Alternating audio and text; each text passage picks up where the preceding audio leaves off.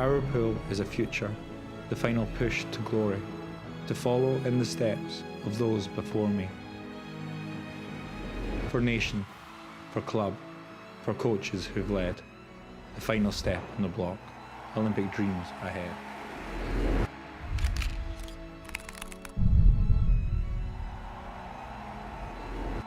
Our pool is a classroom, life and death lessons, unrivaled.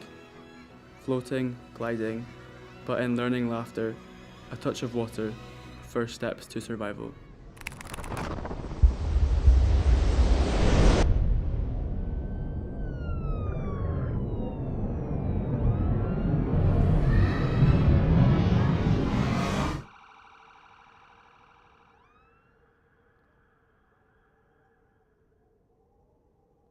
That 3 boys, aged 11, 10 and 8 have died. Father has told Sky News of the awful moment his wife and son died in Loch Lomond on Saturday. But what if the pool closed nearest to me? Would she be free to swim in the sea? Would my club close to the loss of a nation? A community broken for a whole generation. A lifetime stolen of body and soul. Laughter faded like a memory, an echo. Life skills vanished, education unfinished. Our children, a statistic, our lives diminished. Our pools are for all abilities, ages, from cradle to grave and in between stages, for the health of the nation and life skills schools. Our message is simple. If our pools.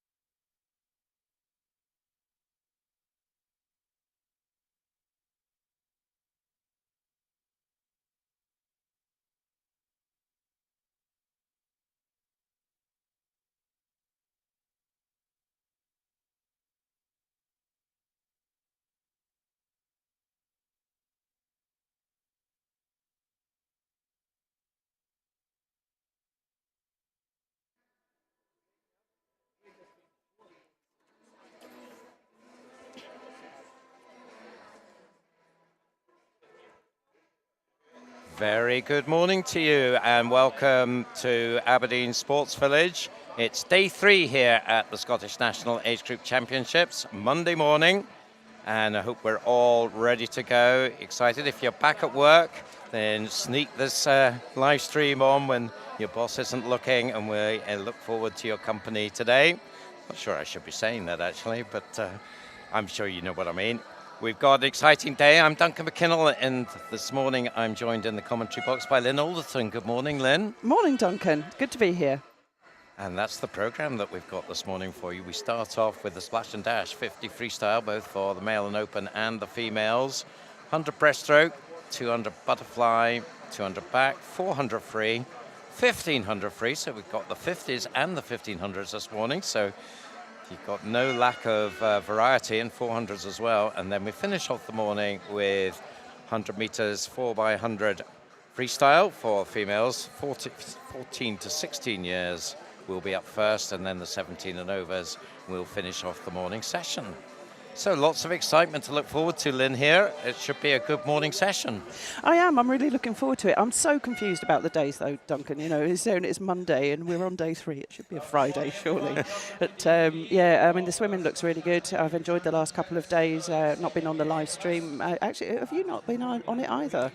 No. So, no. Oh, right. First so time for both of us. So, yep. Yep, so looking forward to it. I mean, it's nice to start off with the 50s, but these poor swimmers, you know, get up there and go for a one-length dash straight away. No warming up at all. But, yeah, so looking forward to that. And the 1500 freestyle I'm looking forward to as well.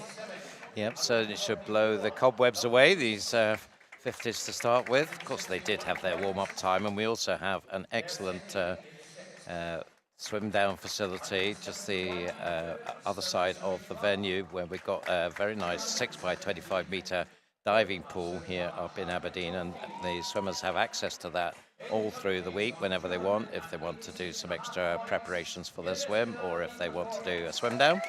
But you can see there we've got the swimmers pretty much ready to go with our first heat. So as we said, it is going to be pretty fast and furious right up front in these opening events. We've got 9 heats on the male and open 50 freestyle, and then we follow that with the females, as I said earlier, and we've got 8 heats for the females, so that's what is coming up first of all. Of course, we've 2 days into the competition now, so the swimmers will be warmed up. As you say, it is slightly odd having it on a Monday. We normally run Wednesday to Sunday, so normally Monday morning is the day after, and you're all sort of relaxing and thinking about what happened, but no, we're not even halfway through yet, so lots and lots to look forward to. And there is your lineup for the first heat. Boyd Fernside, Raphael Skrivanek, Finlay Duffin, Lockie Bullock, Alex Cantley, Finlay Johnson, Sky Calbunche, Austin McCall, Luke Jackson, and Jack Morrison. So they have entry times all in the low 27 seconds. So what would be, they'd like to get into the 26s, do you think, some of the 1 or 2 of these? Yes, I mean, when you look at the times there's quite a few of them are obviously conversions, but I was just looking at the, we've got the club codes there for each of the clubs. We're lucky enough to have the actual clubs here in front of us. At a lot of University of Aberdeen swimmers right there in the middle, but it is pretty tight on times, isn't it? You know, I mean, these early heats, it just depends on when you last swam it and what you've been doing in training just over the last few months, really. So the whistle is blowing from the referee, so we are just about to get underway. It looks like we've got an empty lane in lane 1, so Raphael doesn't look to be there. I think everyone else is. So away they go. As I said, 27.3 to 27.7. The entry times here. Cracking start in lane 3 from Lockie Bullock, the Shetlander. And also going nicely in lanes 5 and 6 are Finlay Johnson and Sky Calbunche. As we said, it is a bit of a dash here, and we'll see who's going to get the touch. There's around about 3 swimmers, but I think maybe lane 3, Lockie Bullock, is going to get it. Oh, look at that. And we were talking about getting to 26. He got to a 25. What a way to start the morning. That's a super fast time there for a 15-year-old, so because they were all 15. So there's not that we're not going to see that many 15-year-olds in the later heats. We've certainly got some in the next few, but yeah, he's put himself in with a good shout of a place in the final this evening with that time. 25. Well, what do you know? Yeah, so just waiting for that result to be confirmed. So we'll just see whether there's any sort of issues with that. But, do you know, I think there might be, because that was more than a second there when we look at the time on the board. Yeah, we did have one issue with the time yesterday, didn't we? So, yeah. No, I think we were getting a bit excited. Yeah, in fact, that time has been changed. 26.74 is showing on the scoreboard in the venue. The 25.94 has been accredited to Austin Austin McCall in McCall. lane 7, but I suspect that will be adjusted. I think Lockie did touch first, 26.74. It certainly looked that way, didn't it? So yeah, 26.74 would still be an excellent improvement. Yeah, let's not do him down. Yeah, Lockie's entry time 27.40. So to take, what, 7/10 off in a 50, that is a big improvement. Peter Peterson will be pretty happy about that. And there is confirmation now with Lockie Bullock taking the win, the Shetlander, from Finley Johnson and Luke Jackson of Perth City, who is part of the Strathallan group, trained by Elaine Johnson. So good start from them as well, but great start there from the Shetlander. Looks like a full heat there for Heat 2. We've got Tim Ferry and Lacroix, Cameron Jolly, Zach Weatherhead, Stuart Thompson, Adam Calder, Cameron Masson, Brodie Lydon, Leighton Bonner, Sam Curry and Archie Stevenson in the water. The action looks as though it's over on the far side in lane 7 by the swimmers. Leighton Bonner just with his nose out in front. I was saying that he's going very strongly through the second half as well. A nice swim there, Leighton Bonner, Inverclyde swimmer over in lane 7. He's led from the off. Touching first there, Leighton Bonner, 26.32. So another good improvement there, 26.32 for Leighton Bonner. The second was Cameron Masson, 26.87. So a few swimmers now underneath the 27-second mark. Yep, another nice swim. Seeing some good swims from some Inverclyde swimmers so far in these championships, and certainly that was a good example of that. Another 15-year-old putting in a cracking time. That was 4/10 faster than Lockie in the first heat. Again, there's just a little bit of a delay. Seems to be a bit of a problem with lane 2. They're just struggling to get the time up in lane 2. So whether there's a problem with the pad there, I don't know. But just slowing things down a little bit here as we wait for the, there it is, the official result. Leighton Bonner's confirmed, 26.32. Cameron Masson, Adam Calder, second and third. Tie for fourth there. Yeah, it's not unusual to have a bit of a delay when we move down towards the turn and have our starts down there. It's a different system. So, moving on to Heat 3 then. Callum Strusick, Alex Clark, Ali Hattab, Harry Duncan, Kyle Harper, Theo Sterica, Finley Hiddleston, Alif Amar, Matthew Piacek and Cameron O'Donnell go in this, our third heat.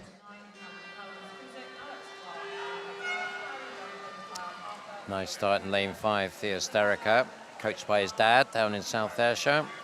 And beside him, Kyle Harper of also South Ayrshire. So South Ayrshire pair in the centre lanes. They've got a narrow lead. It looks like it's going to be Kyle Harper who's going to touch out his teammate. So they take the 1-2. Again, we're showing 25.77, but this time I think it is a real 25.77. So excellent stuff there. Kyle 6/10 inside his entry time. Yeah, so 2 South Ayrshire swimmers on top. South Ayrshire doing well in the table at the moment for the top club. I think we'll have a look at the scores there a little bit later when we've got a bit more time to speak. But yeah, doing well. So Heat 4, Cameron Mather, Fraser Muir, Stepan Nasiuk, Angus Woods, Callan Forsyth, Fraser van der Meulen, Callum Mackenzie, Lewis Lothian, Oliver Hotzig and Lewis Hopkins in this one.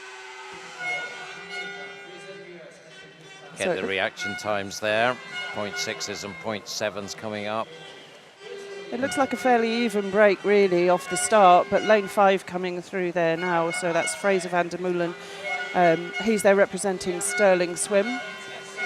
And well, he looks to be holding his own really, is coming in towards the finish. Fraser van der Meulen, I think, all the way. Lewis Lothian getting the touch there, but he didn't but just on the board he did. So Fraser van der Meulen 25.39 for the win there. Callum Mackenzie alongside him 25.7 in second. Yeah, Lewis would have been very happy if that time had stood. No such luck, Mr. Lothian. No, so we've obviously got a little bit of a problem with the pads there. That's a bit too sensitive. And there's confirmation of that result. So another excellent improvement though, 25.39 down from a 26.04 for Fraser. And 3 swimmers getting under the 26 in that one. So there's your lineup for heat number 5. Connor Aspinall, Dylan Mitchell, Tom Armitage, Thomas Bickford, Lauren Liversedge, Tom Jeffords, Ethan Collins, Miller Cunningham, Adam Prusik, and Thomas Robertson. Times here into the 25s. Yeah, and we start to see a few 17 and 18-year-old swimmers as well. And this one is a really tight one. There's that, I'm just looking at that green cap there, green cap. That's Tyndale. Nice green cap out in front. Very close there with lane 5, Tom Jeffords. Between those two, Tom Jeffords, I think, just got the touch there, 25.35, so just a smidgen faster than we saw in the previous heat. Thomas Bickford touching second. And that's the result there. So Ethan Collins taking the 3rd place swim. Another Stirling swimmer. So Tom from Ren 96. Yep, Ethan Collins with a couple of medals to his name so far in these championships, so he'll be hoping for a place in the final in this one. Heat number 6. Riri Vick, Lewis Muir, Adam McLaren, Mano Drysdale, Callum Sinclair, Jasper Harrison, Austin McPherson, Lewis Maxwell Pauls, Hamish Maxwell, and Jaden Chan in heat number 6. So this is the last of our deck-seeded heats. Into the water, rising first on the far side. Nice start there, though, from lane 4. That's Callum Sinclair, Warren Bath swimmer in lane 4, just being overtaken now by the swimmer in lane 5. So that's Jasper Harrison going well on the far side. Hamish Maxwell, really tight. Lane 5? Lane 8. Oh, it was very tight. So 25.27, so that is the fastest time that we've seen so far from Hamish Maxwell in lane 8. Yep, Hamish in the 16-year-old age group, so it's showing what he can do. Jasper going well as well in that one. And another South Asia swimmer, Hamish Maxwell. So this one should be easier to tell. Because it's a cyclically seeded heat. Heat 7, Alex Taylor, Finley Nelson, Nikolai Sisnet, Callum MacArthur, Magnus Morris, Benji Jeffries, Edward Bell, Harry Cook, Hayden Pritchard, and Ruben Pearson go in this one.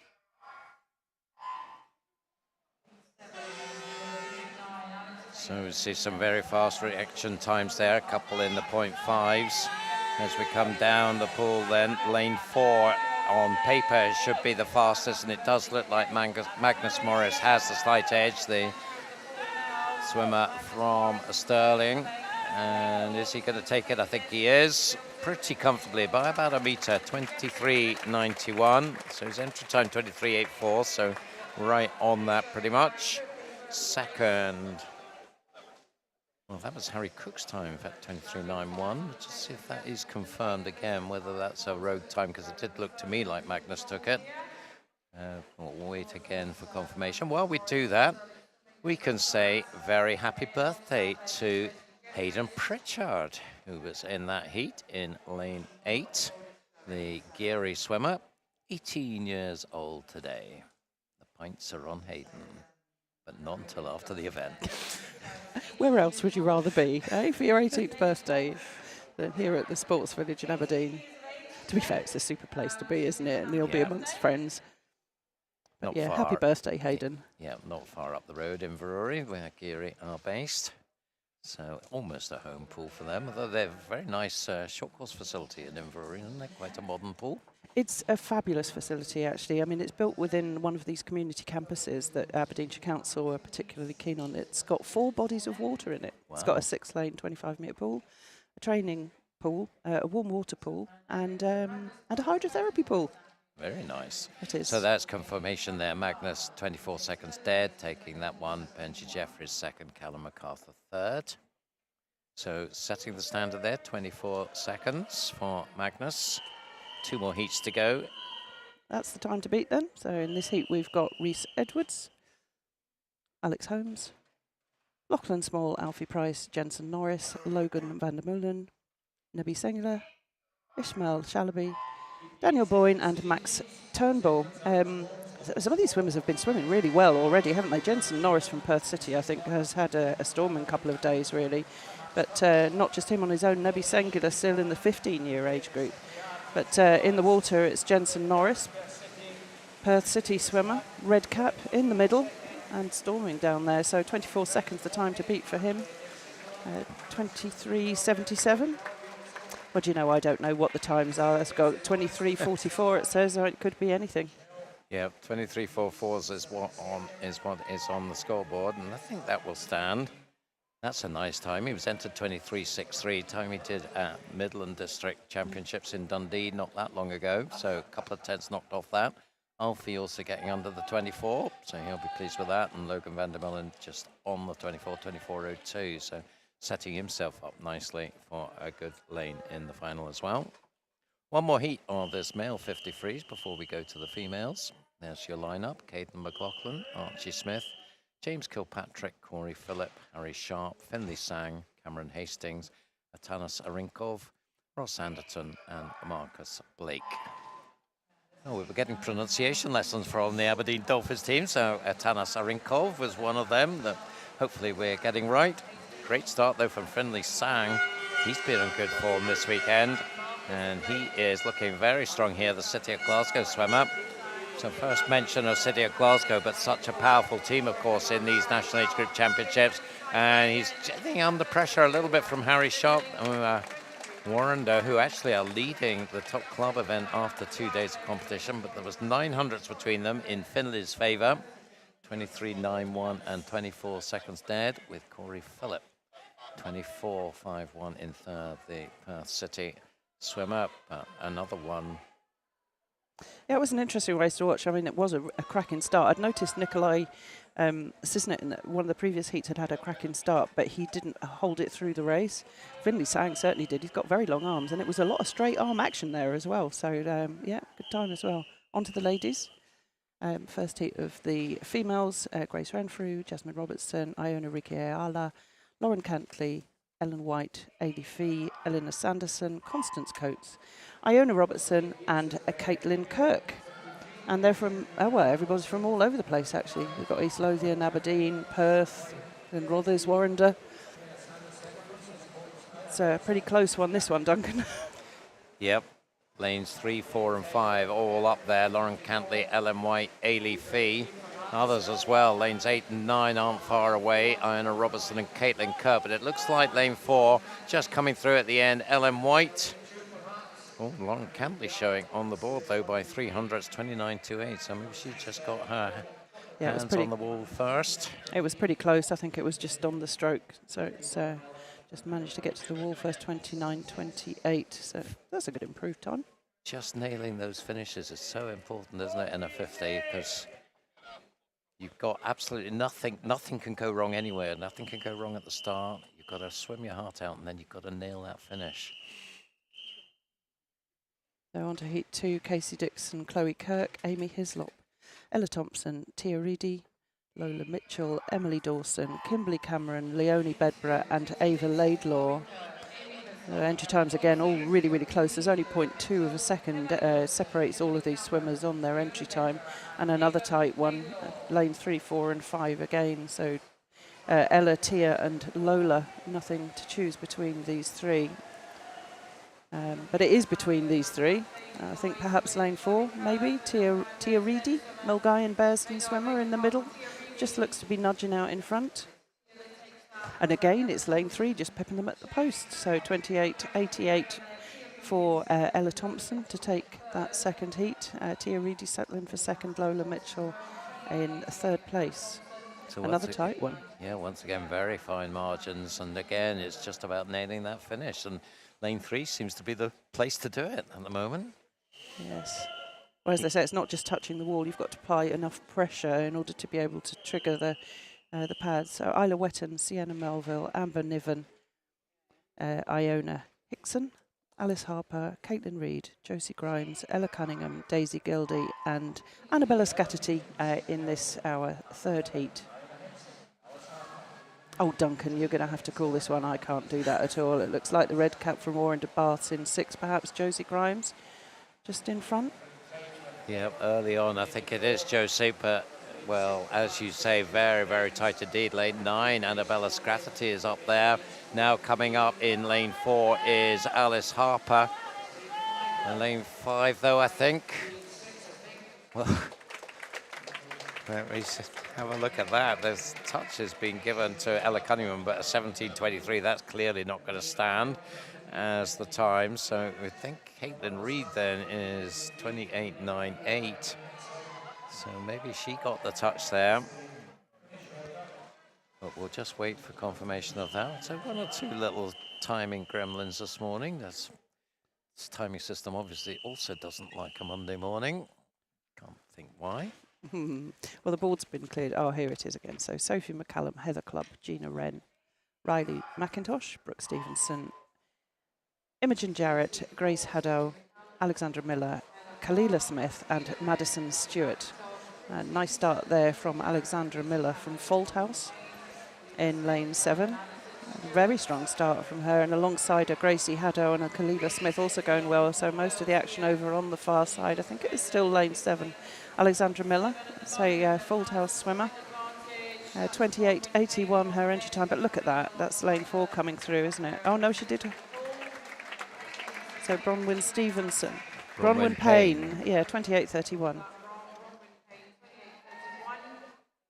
I haven't got Bronwyn Payne on my list. She must have come in as a reserve, I think. That was probably what the delay was at the beginning, wasn't it? Well, she certainly made the full advantage of that. So one of the swimmers from the Borders, Bronwyn. Yep. Well done, Bronwyn. Based in Kelso, coached by her dad, David.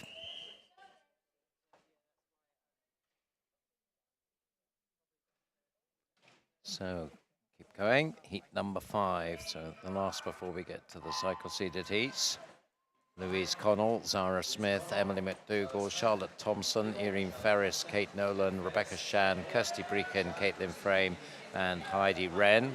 Charlotte Thompson with 2 silver medals yesterday, going for Midlothian in lane 3, and she's certainly up there. Great start from Heidi Wren, right up at the far right of your screen there. You can see her right at the top of the screen, but coming through now, well, I think it's going to be Charlotte, is it? Or is it going to be Heidi? One of the two, it's Heidi. By 500, 28.41. So just wait for confirmation of that. There you go. Charlotte just 500s behind her, and Rebecca Shan by a 10th ahead of Kate Nolan. Sarah Smith, the winner in the 50 breaststroke on the first night's competition. She was in the middle of the pack there. I don't think I've seen Heidi Wren swim a 53 before. I mean, we're used to seeing her swimming backstroke, really, aren't we? But, yeah, good job there. Pretty sharp.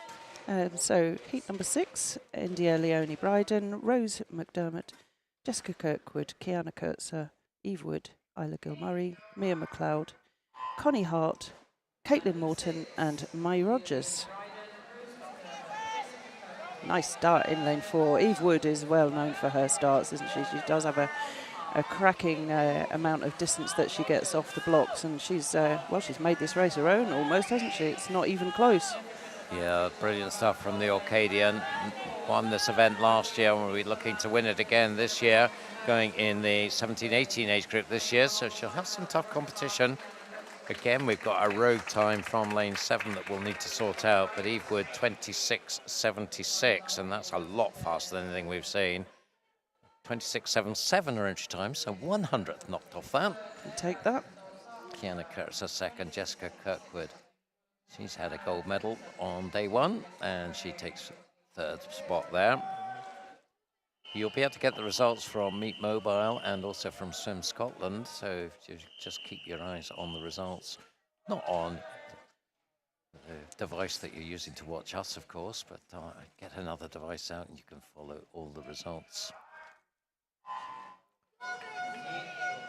Heat number 7, we have Isabella Cohn, Rosie Forster, Victoria Tournier, Ashley Drake, Lily Mundell, Layla Weatherspoon, Ella Pullman, Lexi Lamont, Sophie Steele and Maya Loyne. So the 2 Hart swimmers in the middle. Lily Mundell is having a very successful week of it so far, and she's got the clear lead here. The Hart swimmer going in the 15 age group takes it in 26.63. And that, again, is just slightly faster than her entry time, which she did at the Edinburgh International not that long ago, just last month. Ashley Drake and Layla Weatherspoon, 2nd and 3rd. So Edinburgh dominating that one. Harts and Warrender. And our final heat. Katie Lowe, Molly Irvine-Watson, Anna Dunlop, Anna Lawson, Catherine Renfrew, Evie Mackey, Ailey Robertson, Abby McInerney, Ellie Kennedy and Freya Keeling go in this one. So Catherine Renfrew has been swimming well. Evie Mackey, though, has, she swam 1,500, didn't she? And she was amazing in that. Yep, so far she's won the 100 and the 1,500. She'll be looking maybe for a clean sweep of freestyle. We'll see how that progresses. But really tight here, lanes 4, 5 and 6 early on. Catherine Renfrew, Evie Mackey and Ailey Robertson all in the mix. Is it going to be lane 4? I think it is, the red cap of Catherine Renfrew of Perth City, and she's just pulling away now in the closing stages. In the end, takes it very comfortably indeed. 26.59. So we've had the last 3 heats, 26.59, 26.63, 26.76. So all really, really tight. Again, 100th inside her entry time for Catherine. Again, just a little hiatus while they sort out some road times. But I think we're sorted with that. There you go. Yeah, that's going to be a very exciting final, that 17, 18-year-old final, isn't it? All of the winners of the last 3 heats were, in fact, in the 17, 18-year age group. Evie swimming in the 16-year age group. And she'll be in that final this evening. Yep. So that was a hectic start to the proceedings, wasn't it? 50 freestyles for both the males and open and the females. But now we get slightly more leisurely 100 breaststroke. I don't suppose the swimmers will regard it as leisurely. No, but it's good to be back up at the start end. So we have a lineup for the first of 9 heats for the male and open 100 breaststroke. The lineup: Ruben Lees, Saif El Sayed, Ethan Nolan, Cameron Masson, Matthew Jack, Jasper Broom, Boyd Fernside, Zach Strachan, Max Kelly and Archie Redfern. Yeah, so 9 full heats. And some reserves in this one as well. So I love the variation that you see off of the blocks on a breaststroke race. And lane 4 looking very good there. Matthew Jack, Renfrew Bath swimmer, really powering out ahead there. Also going well in lane 1. So that's University of Aberdeen swimmer Saif Ahmed El Sayed. But lane 4, that's Matthew Jack, certainly taking advantage of having one of those centre lanes. Turning first there in 34.67, I'm sure he did. We're obviously having some problems with lane 7. Yeah, so ignore that 15.15 that's sitting on the right of your screen, and admire the good work of Matthew Jack here, who's got a commanding lead. The Renfrew Pass, all these swimmers in the 15-year-old age group. He was entered 1:16.90. Actually see what the running clock is because of that Kremlin, but I think this is going to be a big improvement on that 1:16. Let's just check it out. 1:14.02, so lovely stuff. 2.9 improvement on his entry time. So I think he'll be pretty happy with that. Renfrew Bass is a club who have been making good progress in this last year, obviously from the west of Scotland in the Central Belt. Just wait for confirmation. As again, we've got 1 or 2 things to sort out. Cameron Masson, I think it's 1:17.66, will be credited with second, and Saif El Sayed in third. But we'll just wait for that to get confirmed. There you have it. At 1:14.02, that's a very nice start to the breaststroke from Matthew. Next up, we have heat number 2. The lineup here: Ethan Buchanan, Jack Higney, Charlie Slane, Craig Burton, Charlie Cairns, Logan Moffat, Matthew Leesgang, Brandon Wong, Angus Woods, and Kaelan Cardy. Entry times here are in the 1:15 and 1:16 range. Charlie Cairns of Hearts, 1:15.63, has the fastest entry time. So off they go. And a nice start in lane 3 from Craig Burton. Craig going for Orkney, so mentioning Orkney again. Lane 8 also up there, Angus Woods and Kintyre. That Angus is another swimmer who's really made huge progress. Already has been on the podium this weekend. It's lovely to have somebody from the Mull of Kintyre coming prominently in Scottish national age groups. Up there then, showing Logan Moffat with the lead as they come down the second length. So Logan going in lane 5, and it does look like he has got the edge. Pushing up as well in lane 7 is Brandon Wong. So he's in the lane that's having the troubles with the timing. So he might have to sort his time out at some point, but it's going to be a tight contest between the two of them. Let's see how they manage it through. It does look like lane 5.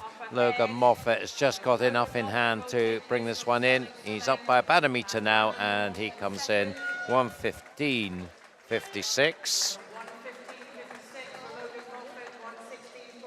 Brandon Wong 1:16.46, and third place Matthew Leeskang 1:16.71. Yes, so Brandon Wong coming in as an alternate there, and taking full advantage really of the opportunity to swim. We've had a few replacements. I guess it's that Monday morning feeling. On to heat number 3. Luke Watling-Smith, Martin Romix, Hamish Maxwell, Fergus Reid, Luke Thompson, Lewis Bray, Liam Warner, Harry Duncan, Clark Malkin-Gill and Zach Weatherhead. Nice start in lane 8 from Clark Malkin-Gill. Inverclyde swimmer, we mentioned Inverclyde already this morning, going well also in lane 2. South Ayrshire's Hamish Maxwell. So he swam in the 50 free, did he not? Yep, I think so. So no rest for him. No, I mean 9 heats of 50 free for the females doesn't take that long, does it? No. But, to go for it, and who touched first there? Clark Malkin-Gill. Coming up nicely though, there's a number of other challengers. Lane 1 is Martin Romix, and lane 4 is Luke Thompson. Bronze in the 200 fly for Luke yesterday, the Bathgate swimmer. So it's all pretty open, this one. Let's see who's going to get the edge. I think maybe still Clark has the advantage in the white cap up near the top of your screen there in lane 8, but it's going to be fairly tight. Moving up nicely, Lewis Bray in lane 5, I think moving into second place now. Who gets that? Oh, so close. But just by 300ths, Clark Malkin-Gill gets it, 1:14.94. Still nobody has matched that super time from Matthew Jack in the first heat, so just shows what a quality swim that was. Wait for confirmation of that one.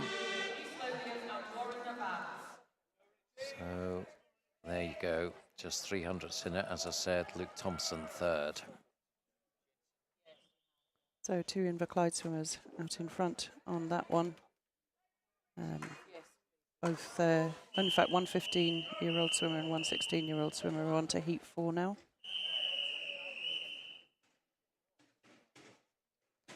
So George Stepanewski, Richie Saunders, Michael Gavin, Kyle Connolly, Arthur Miller, Kyle Mossman, Craig Hartley, Ryan Crabb, Nathan Smith and Tealach Adam go in heat 4. Approaching halfway. Lane 3 started nicely there. It's Kyle Connolly is swimming for South Lanarkshire now.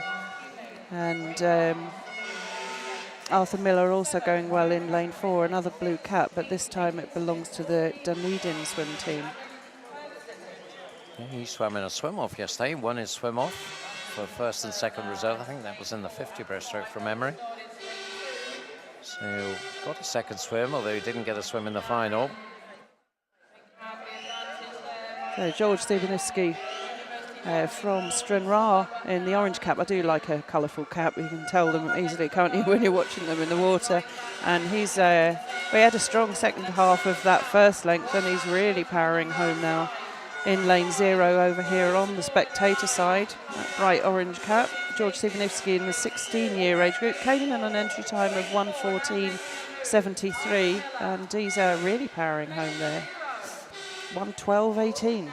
So we've finally seen that early time that was set in the first heat broken now. 1:12.18. And 2 seconds clear of Michael Gavin in second place, so he really did work hard on that second length. That was a brilliant swim from George, 2.5 seconds inside his entry time as well, so he's set himself up nicely, swimming in the 16-year-old age group. Will that be good enough to get a second swim? There's certainly quite a few more 16-year-olds come, but that was a good time, so he's got every chance. On to heat number 5. The line-up here is Alif Amar, Lewis Lothian, Jamie Farnan, Aidan Pritchard, the birthday boy, Finley Brown, Sam Cool, Cameron Hastings, Alex Cantley, Taylor Sinclair, and Carrick Thompson. So entry times in this one are in the 1:11s and 1:12 range. And we've got swimmers from every age group and all over the country. In fact, Jamie Farnan in lane 2 has come up from the Isle of Man. Yep, Scott based in the Isle of Man, and we've seen him a few times up at Scottish meets. And he goes in lane 2. Who gets the good starts? I think it's lanes 5 and 6. Sam Cool and Cameron Hastings. Sam Cool swimming for Step Rock, Cameron Hastings for the University of Aberdeen. And it looks like lane 5, Sam Cool. He is one of the guys based in Strathallan School, coached by Elaine Johnson, 32.89. So a nice start from Sam, but he's under a bit of pressure still. Cameron Hastings got a nice turn there in lane 6 in the white cap. Others not far away. Lewis Lothian going well in lane 1, lane 4 as well. Finley Brown, so the 2 East Lothian swimmers there. Not that far away from the leading pair, Sam in the blue cap, Cameron in the white, in lanes 5 and 6. It looks like Cameron has got this though. Coming up strongly, Finley Brown towards the end, but it's Cameron Hastings takes the win in 1:11.62. So 1/100th outside of his entry time, but that was a cracking swim there from Cameron Hastings, now Aberdeen based. He's swam for the University of Aberdeen for quite some time, but he hasn't necessarily been here all the time, and he is now. So it's good to see him swimming well there. 1:11.62, setting the pace. 2 East Lothian boys getting second and third. Finley just ahead of Lewis. So we're on to heat number 7. I think that's a confirmed result, but oh look, that troublesome lane 7. Looks like we're trying to do something about that now and replacing the pads. Yeah, I think that's a good idea to get it sorted, and hopefully we can remove those Monday morning gremlins. So thanks to our wonderful pool staff here at Aberdeen Sports Village, who always look after us really well. So there they are. We are very lucky, actually. I mean, this is a fantastic facility, and they are very supportive of us as a, not just of a swimming community, but as of a competitive swimming community.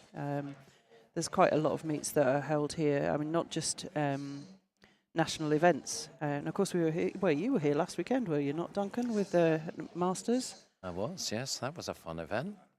And there you can see a shot of our director for the live stream there, showing his versatility, Stuart Johnson there, just showing, making sure everything is sorted. Good for you, Stuart. Go for it. Yep, bang. Did it work? Bang. Yes. Oh, maybe not. Bang. Try it under the water. And try it over there as well. And under the water over there. Can he hear you? Depends if he's listening to the live stream or not. No. No, I think he can't. Oh, well, there's a bit of a grin on his face there, so maybe he can, yeah. Stuart, you're doing a great job for us, both on the live stream and there, sorting things out. Thank you very much. And hopefully that will allow us to progress without further issues. Lewis Gibson, Karen Chapman, Tyler Spalding, James Boddy, Fraser van der Merlen, Adam Hill, Taylor Hutton, Rory Vick, Cameron Jolly, Maslin Wong. They're the swimmers coming up in Heat 6. Entry times 1:11s, just a quarter of a second or so separating them. So they've just been given a chance now to get themselves sorted after that little delay. And a couple of Sterling swimmers in the 2 centre lanes, both coming on an entry time of 1:11.00. We were talking about the Sterling swimmers in the 53, during the 53, weren't we? So Fraser van der Meulen and Adam Hill. Identical entry times for Sterling swim in the 2 yellow lanes in the middle. I think there might be a bit of internal rivalry there. Oh, I don't know. They're looking for different finals, aren't they? Fraser's in the 16-year age group and Adam in the 18. But yeah, they'll be hoping to make it through to a final there. Nice I'm sure starts. they wouldn't mind beating the other one in any case when they're swimming together. Nice start down at the bottom of your screen from Lewis Gibson.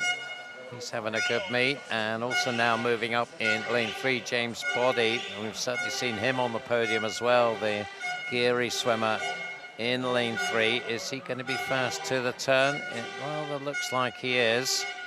And you can see him coming up to the wall and touches 33.21. The good news is it looks like we've no odd gremlins so far. Let's keep these fingers firmly crossed though. There's James Boddy going on still. Lewis Gibson is in the mix in 0, and up at the other end of the pool, Maslin Wong going nicely. Also lane 6, Taylor Hutton of Carnegie. But it's James Boddy from Geary who it looks like he's going to bring this one home. You can see him, beautiful technique, real hard, forceful stroking there, and in the end that's a comfortable victory for him, 1:09.84, so a nice improvement as well. Nice to get under the 1:10. Showing what a versatile swimmer he is. I mean, we're more used to seeing James Boddy swimming distance freestyle and medleys, but that's a very decent 100 breaststroke there from him. Over quite a short distance, really. Yeah, very versatile. Sheet number 7 then.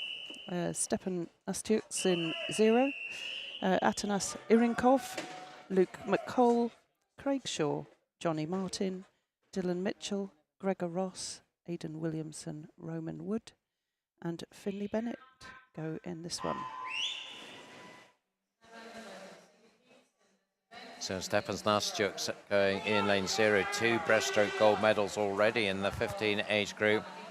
So we'll see whether he could get the hat-trick tonight. He's not likely to be among the leaders, being younger than most of these swimmers in the lanes beyond him, but we'll see what he can do. Lane 4 is Johnny Martin, who has made huge strides in breaststroke in the last year or so, and he turns 31.41. The Perth City swimmer, member of the Scottish Youth Academy, was a finalist in the British Summer Championships last year. On his shoulder in lane 3 is Craig Shaw, so he's not letting Johnny away here. And then 2 more red caps, lane 5, Dylan Mitchell, and his teammate Luke McCall in lane 2. But, well, the action is between those two. You can see in your shot, red of Johnny, blue of Craig, and it's going to be Johnny bringing it in. And that is a time of 1:07.81, and that is not matching his entry time, but getting the job done, I think, is what you would call that in the heats. He should certainly be comfortably into the final with that one.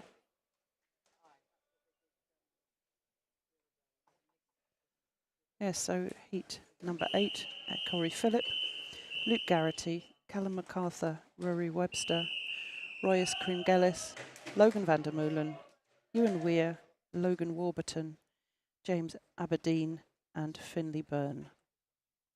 I recently had James Aberdeen on a teaching course. He's great, actually. He's a really good young man. And he told me that his name is pronounced Aberdeen. I've been pronouncing it Aberdeen all this time, but James Aberdeen anyway. So So Royas Kringelis. Is he a medalist already so far? Gold and silver, I think, in the breaststroke event so far. And certainly he's looking pretty dominant here. And taking this one out nicely, got good body length advantage, 30.65. That's about 3/4 of a second faster than Johnny Martin's split in the previous heat. So Royas really taking this one out strongly. He was 4th last year, 2nd at Scottish Schools here at the end of January, but he'll be looking to get another medal, I'm sure, tonight in this 100 breaststroke and be hoping for a gold one. It's tight for 2nd, lane 5, Logan van der Merwe, lane 3, Rory Webster. So those two pretty well matched here, but no doubt whatsoever who's going to take this heat. It is, by some distance, Royas Kringelis, 1:05.45. And that's a nice 0.8 improvement on his entry time. Royas has been really on very strong form so far this week. Logan 2nd, Rory 3rd, 1:07.49, 1:08.13 respectively. Yep, last year as the Scottish national age groups for Royas there. Might as well take advantage of that and get the wins in. Very good. Yeah, it's a bit of a rite of passage, isn't it, when you know it's your last year in age groups and you've probably been doing it for 6 years or so.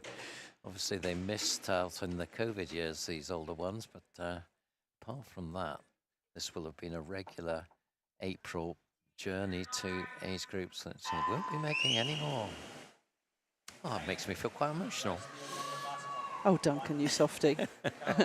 This is the last heat anyway. So Mano Drysdale, Ruri McCallum, Fraser Dow, Auckland Small, Connor Mitchell, Toby Bullock, Finlay Sang, Aidan Bruce, Jaden Chan and Miller Cunningham go in this one. And that's a cracking start there from Connor Mitchell. He does come in on the fastest entry time. Well, he was a couple of seconds faster than Royas, now only the one.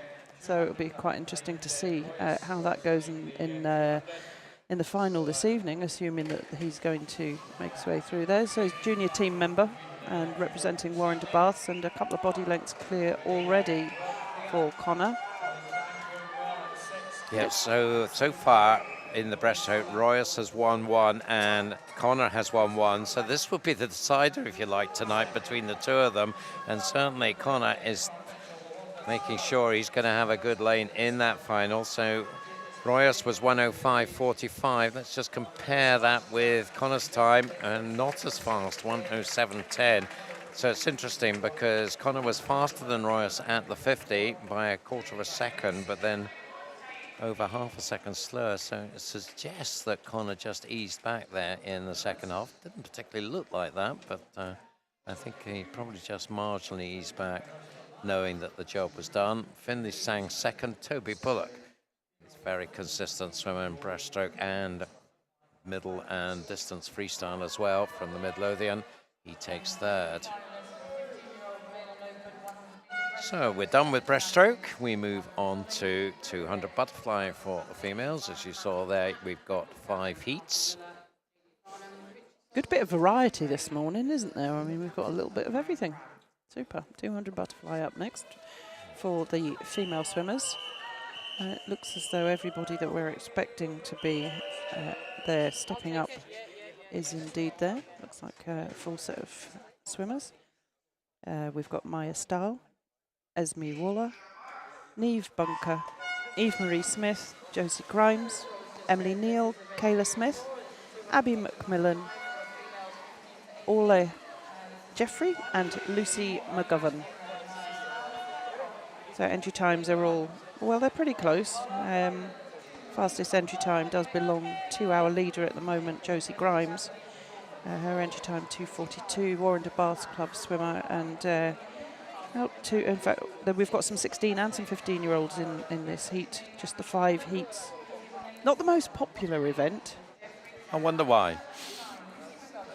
It's, but also going well in lane 0, Maya Stahl, a step rock swimmer.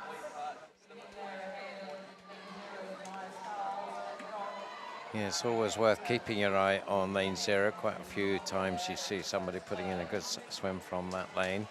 When you're doing venue commentary, it's actually quite hard to see lane 0, and you have to sort of peer over the balcony, and sometimes you get caught out. But It's easier for us on the live stream here because we can see very clearly all the lanes, and you can see Josie Grimes dominating in the first half, up by about 3 meters from Eve-Marie Smith in lane 3. 1:14.24 is the halfway split.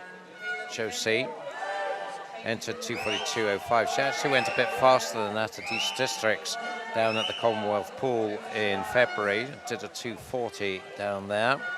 So we'll see whether she can get under 2:40 either this morning or assuming she makes the final in the swim tonight. She goes in the 16 age group. Warrender so far having a very successful meet. They were second in the club championships last year, but at the moment, after 2 days of competition, they're leading. It'll be an intense rivalry with City of Glasgow. So 1:56.84, you can see a 42 split there, so she has a chance of getting under 2:40. What do you think, Lynn? Can she do it? Can she keep this going? Well, she looks to have paced it quite nicely. I mean, she's been breathing every 2 all the way through the race. And, well, she's maintaining that as well, breathing every 2. Swimming well alongside her as well, those, I suppose, local rival, in effect. I mean, you do the commentary on the East District events, don't you, Duncan? But they're different age groups. Eve-Marie Smith. Oh, in fact, Eve-Marie, University of Aberdeen. And she's working hard towards the end, and Josie does look to be fading just in these final few strokes. Yeah, so the 2:40 just was a bit beyond her. We didn't get a touch there on lane 4, but I think it's going to be in a sort of 2:41 area. Yeah. Eve-Marie 2:42 and Orla Jeffrey 2:43.88. So just wait for Josie's time to come up. But it really was only in those final few strokes that she just started to look a little bit tired. So a little bit of a pause while they sort that out. They might have to revert to the backup time. So you get the button pushed, of course, by the timekeeper, and you also have a manual time with a watch from the timekeepers as well. So, and there you go, 2:41.48 for Josie. So all sorted out, and this is inside her entry time, although not quite as fast as she did at East District. So a good solid swim from Josie as we move on to heat number 2.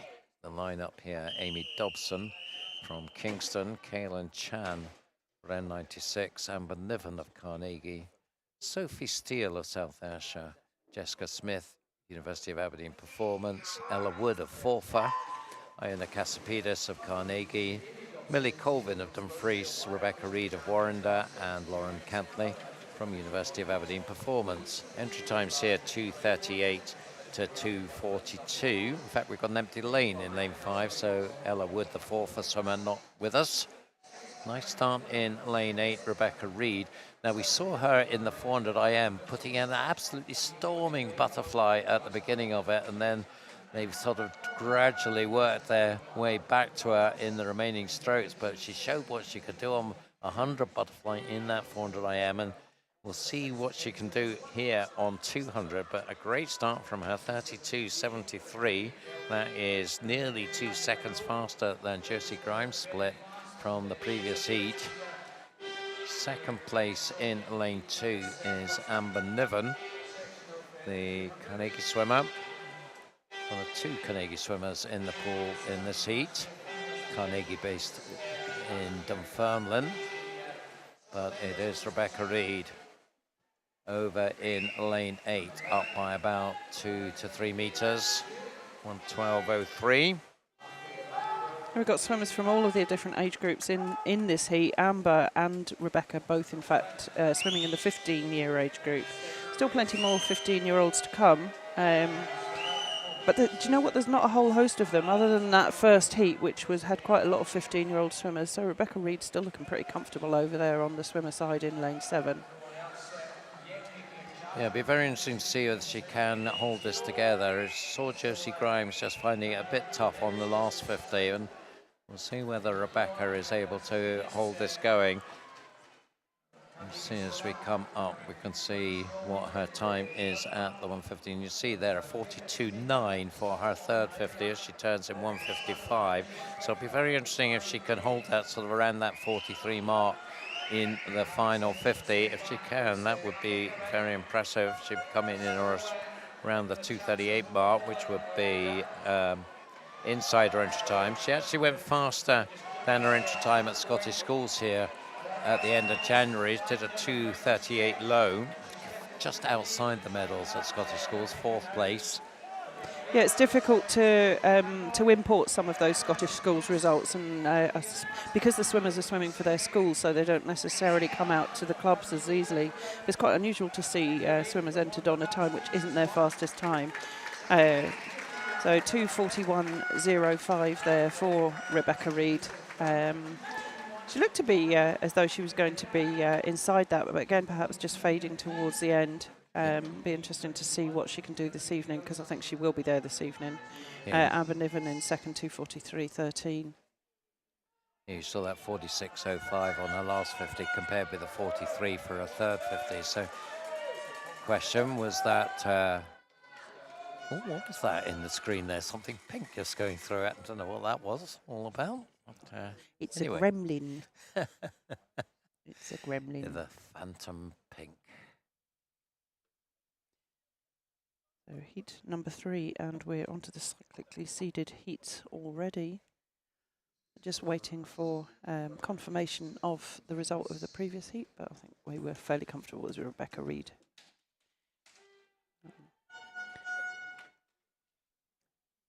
Oh, and there it is.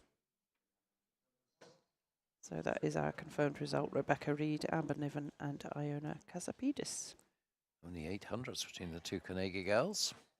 And they weren't even side by side, were they? No. Right, so on to heat number 3, Lucy Morgan, Madison Cool,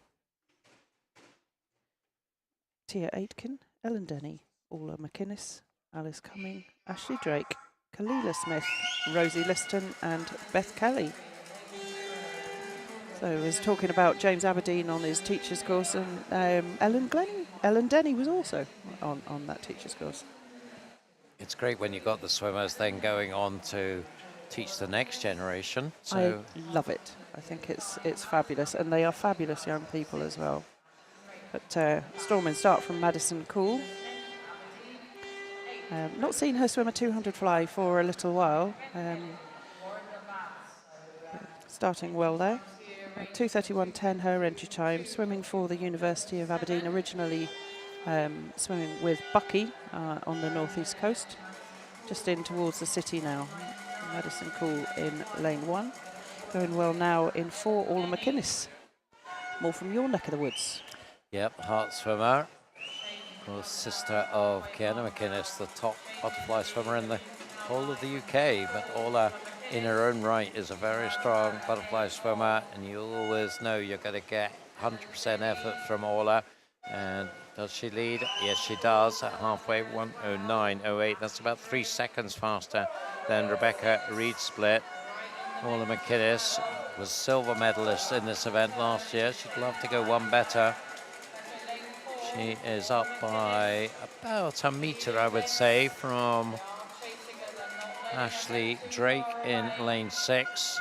So another Edinburgh-based swimmer for Warrender, and not far away as well, Ellen Denny, that you were just talking about, Lynn. She goes in lane 3 and is, I think, certainly battling for 3rd place at the moment. I think she has 3rd place, but Orla at the 150, 147.17. See a 38 split on her 3rd 50. Yeah, great discipline from Orla coming off the wall there. She really got a good bit of distance underneath the water. Not quite Kiana, but some good work in her own right there, and that held her in good stead moving into this final length. So breathing every stroke, but way out in front now. The second 100 for Orla, really very strong indeed. It's going to be quite substantially faster than we've seen in the previous heats.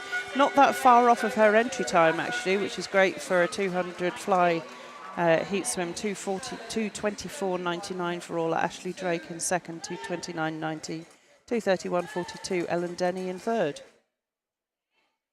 Yeah, and there was a lovely close-up shot of Orla there, just showing that rhythm that you have to get. And she displayed that really nicely as to how to do butterfly effectively. Heat number 4 coming up now. There's your lineup. Lucy Hall from East Lothian, Millie Barton of Bells Hill, Paige Ellis, University of Aberdeen, Cleo Halton from Tridents, Evie Mackey of South Lanarkshire, Phoebe Arbuckle of Warrender, Kirsty Breakin, University of Aberdeen Performance, Izzy Munach from Morpeth, Anna McCarty in lane 8 for City of Glasgow, and Emma Burrell of Midlothian in lane 9. So lane 4 is Evie Mackey. We were talking about her earlier and her brilliance in freestyle, and she won the 400 IM as well pretty comfortably last night. So looking to show us what she can do on the butterfly here, and looking pretty good early on, 31.85. Did win West Districts in this event, second in national age groups last year, and she is leading a 3-way contest for second with another distance freestyle specialist, Phoebe Arbuckle, in lane 5, maybe just being edged out at the moment from second by Cleo Houghton in lane 3, and lane 6, Kirsty Breakin in the mix as well. But it's Evie Mackey who will come down to the 100 with the lead. Now, Orla was a 109, so this is a bit faster, 108.39 at the halfway mark. Yes, I was just looking there, and you mentioned that Evie came second in this event last year, and I thought, well, who on earth beat her? But it's Coco Croxford, and we'll see Coco in the final heat, but they're in different age groups now. Oh no, because they wouldn't have been, would they? Because Coco would have been 16 last year and Evie 15. So I'm talking rubbish. I wonder who won the 200 butterfly last year then in the 15-year age group. Because I mean, to be fair, Evie has had an extraordinary season, hasn't she? And she doesn't seem to have any weaknesses at all. And 200 meters butterfly, looking as though it's going to be just as strong. The 146.97 with just the 50 to go. I can tell you the answer to that question as to who beat her, but I'm going to wait till the next heat. Oh, spoiler. So heat number 4 then, it is Evie Mackey from Cleo Houghton, who's representing Forth Valley Tridents here, but up from Hampshire, where she does most of her swimming, and pretty tight at the end there. I think probably Evie just easing back at the end. 2:24.83 in the end, just a tenth faster than Orla McInnes in the previous heat, and only 2 tenths faster than Cleo, who finished very strongly there. You can see that, a 35.8 from Cleo on her final 50. And Phoebe Arbuckle, the freestyle distance specialist, taking third there in a 2:34. It's a funny time for these swimmers, these older swimmers who've got their aspirations for London in a week or so's time, as to how they treat this meet. They went to taper for this one. They'll go into the taper, I'm sure, immediately after this meet. What do? Do you do your fun events, or do you want to practice your main events? I listened to a very interesting podcast. You know, Scottish Swimming does these podcasts, and listening to Laurel Bailey talking about those. So she's the head coach at Warrender Bath Club, and who's talking about the different challenges that different swimmers have got, and they're taking individual approaches according to whatever their aspirations are down in London. Because for some, this is going to be the main meet, and the London meet is a bit of a bonus. But for others who are looking for potentially qualification for the European, I think it's the European Youth Olympics is this year, but certainly for European juniors and things like that. So the selections will be carried out from what happens in London. Well, it's only a week and a bit away, isn't it, down there? So, but I should imagine that Evie Mackey has got aspirations set there, certainly. And I imagine that Coco Croxford, who's going in this heat, will as well. So this is our final heat. It is our final heat, isn't it? We've got Louise Connell, Lily Rose Carr, Amy Rowell, Abigail Crawford, Coco Croxford, Abby McAnany, Ellie Kennedy, Freya Keeling, Gemma Brown, and Emma Lee Thompson. Yeah, so there's some quite interesting podcasts with the coaches that Scottish Swimming have been broadcasting lately. They're worth catching up with. I think it was Anthony from Dumfries who was the other coach that was on the call. talking about the mental health of coaches and support that they can have, and how challenging some of these meets are, particularly when they're back to back. But this is closer. It's a pretty close race. You were going to tell me who won that race, Duncan, last year. It's the swimmer in this heat. It wasn't Coco Croxford, as we agreed, because she's a year older. Yeah, she's the. Yeah. It was Abigail Crawford who goes in lane 3. So she's got some work to do. Currently in 3rd place at the moment, quite a long way behind Coco and Abby McInerney, who has come on absolute leaps and bounds in butterfly in the last year, the Inverclyde swimmer. And she's in the 16 age group and will be a real contender, I think, in the final tonight. But it's Coco. This is really her thing, the 200 butterfly, Coco Croxford. What a record she's got on it. She is the British Summer Champion. She's the Scottish National Champion in this event because Kiana McInnes didn't swim in the Commonwealth Pool with the lead up to Olympics. And she was a B finalist in the British Championship, so she's certainly one who will be thinking about this event versus London coming on. I'm sure she will have her eye on the European Juniors team, but here you see that beautiful close-up shot of the South Lanarkshire swimmer bringing this one in by a big margin, 2:19.35, much faster than anything we've seen. Now she's entered on 2:14, so you would think there's even more to come tonight, but again, not rested, so probably you wouldn't expect her to match that 2:14 that she's entered on, which was the time she did last summer, winning the British Summer Championships. But very interesting to see how she treats tonight as a warm-up and then how she gets on in London. Abby, 2:26.07, so a good solid swim from her in 2nd place. And Abigail Crawford, that we were talking about earlier, 3rd in 2:31.72. And so she'll go into the 16 age group up against Abby McInerney and Evie Mackey. So that will be a very interesting 16-year-old final. Yes, Coco made that look very easy, didn't she? I'm sure it wasn't, but she certainly looked quite comfortable. Backstroke, because we've seen everything else, haven't we? Onto a little bit of backstroke. And we have got, it's the male and open category. And there's 9 heats of this one. We were talking earlier about 200 backstroke. I can't remember, who was it we were talking to about? And I think 200 backstroke is definitely the hardest event.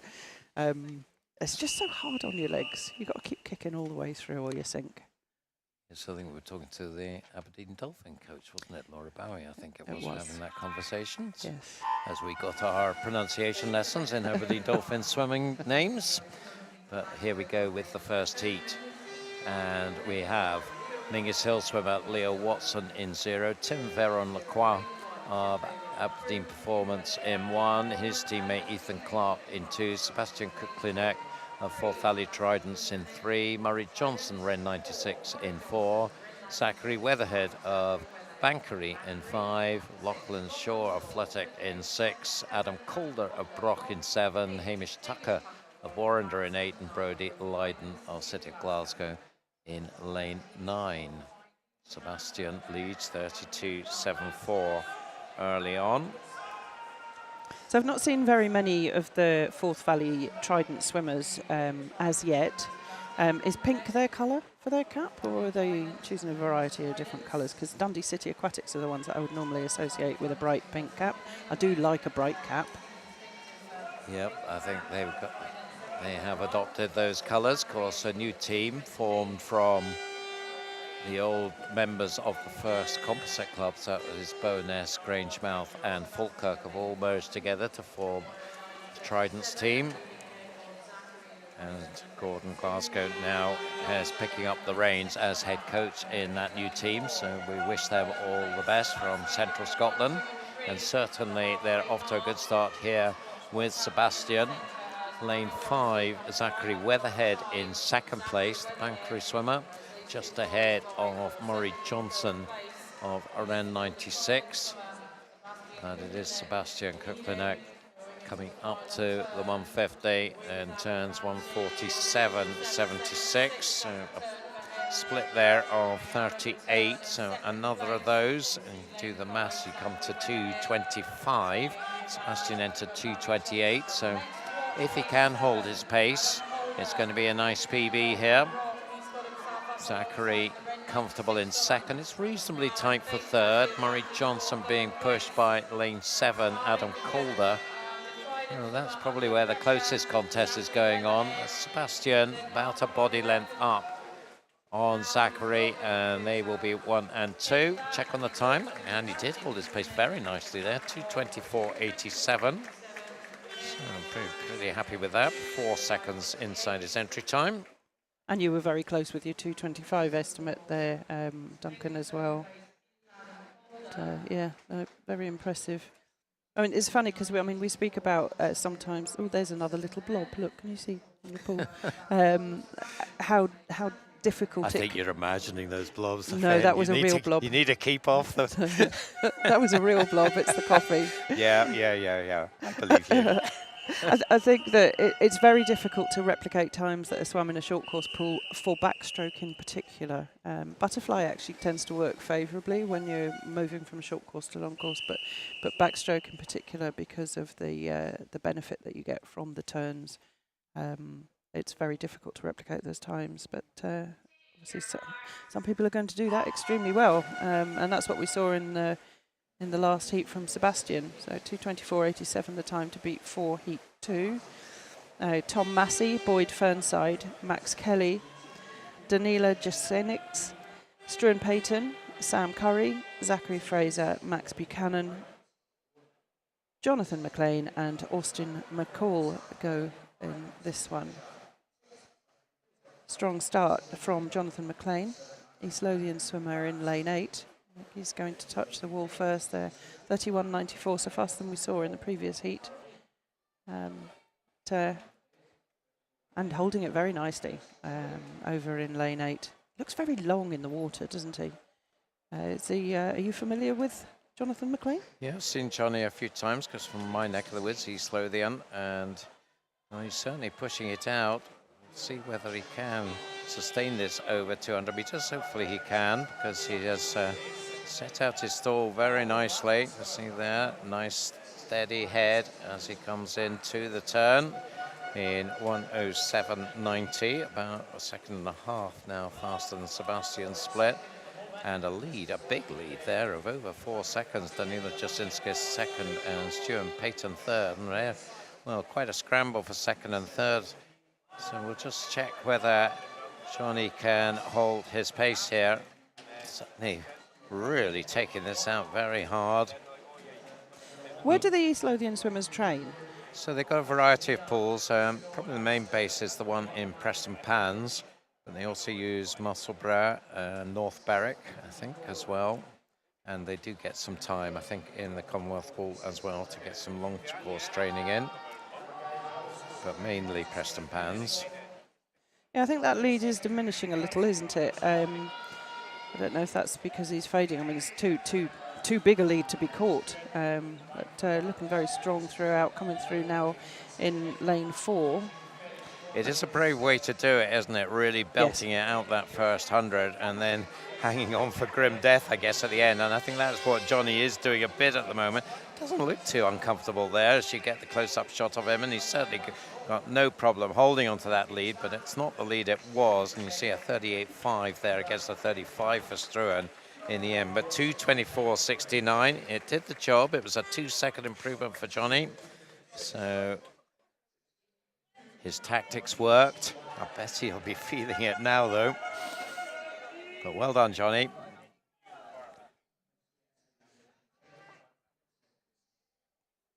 So we're just waiting for that time to get confirmed, along with all the others, of course, and there we go.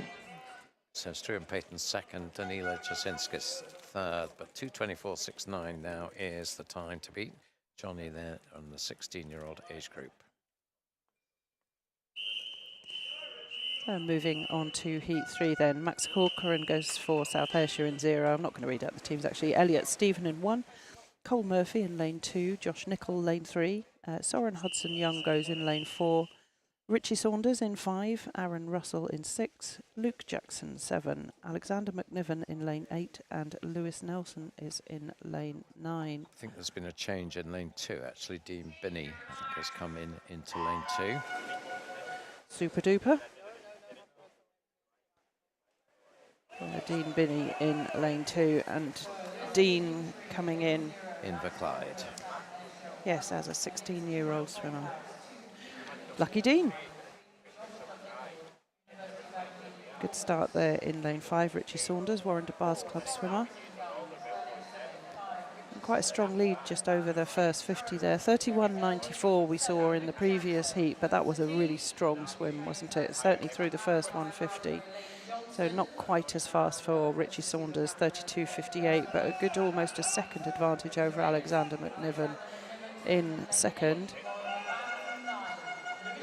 So Richie, his entry time 2:24.67, which he swam in the East District age groups where he was second, and swimming in the 15-year age group for Warren de Baas.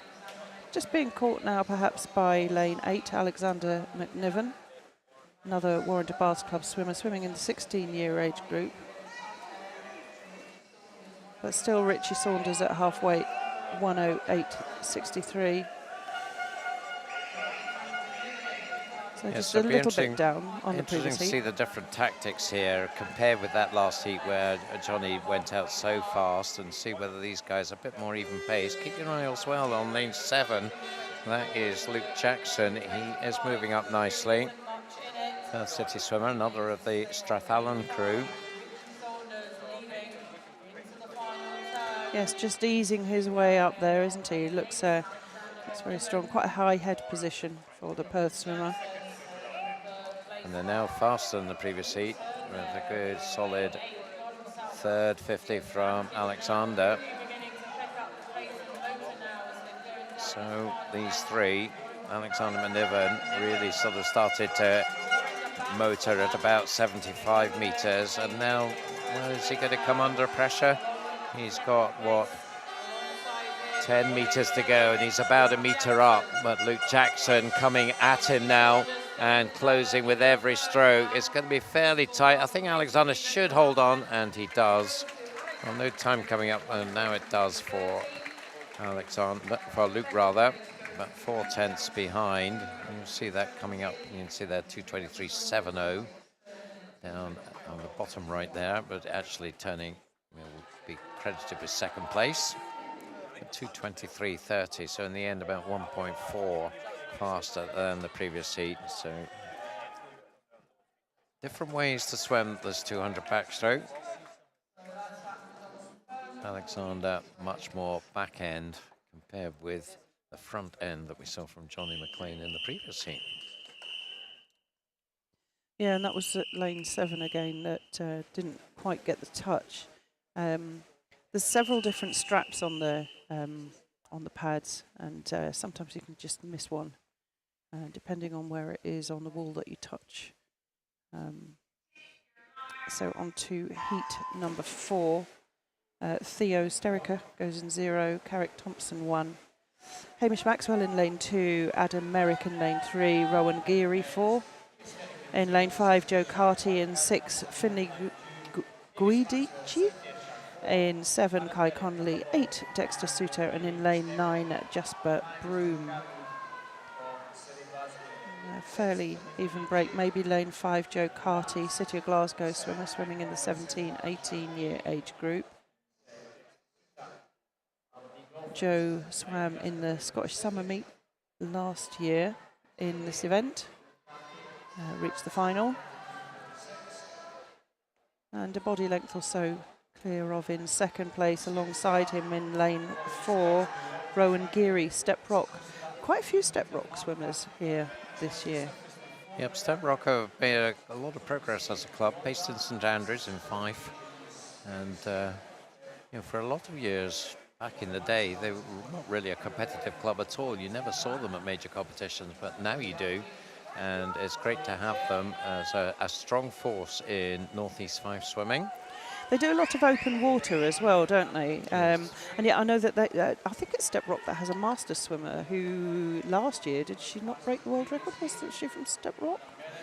Are you thinking Carnoustie, maybe? Oh, Carnoustie, yes. Yeah. No, you're quite right. Yeah. I can't remember her name. No.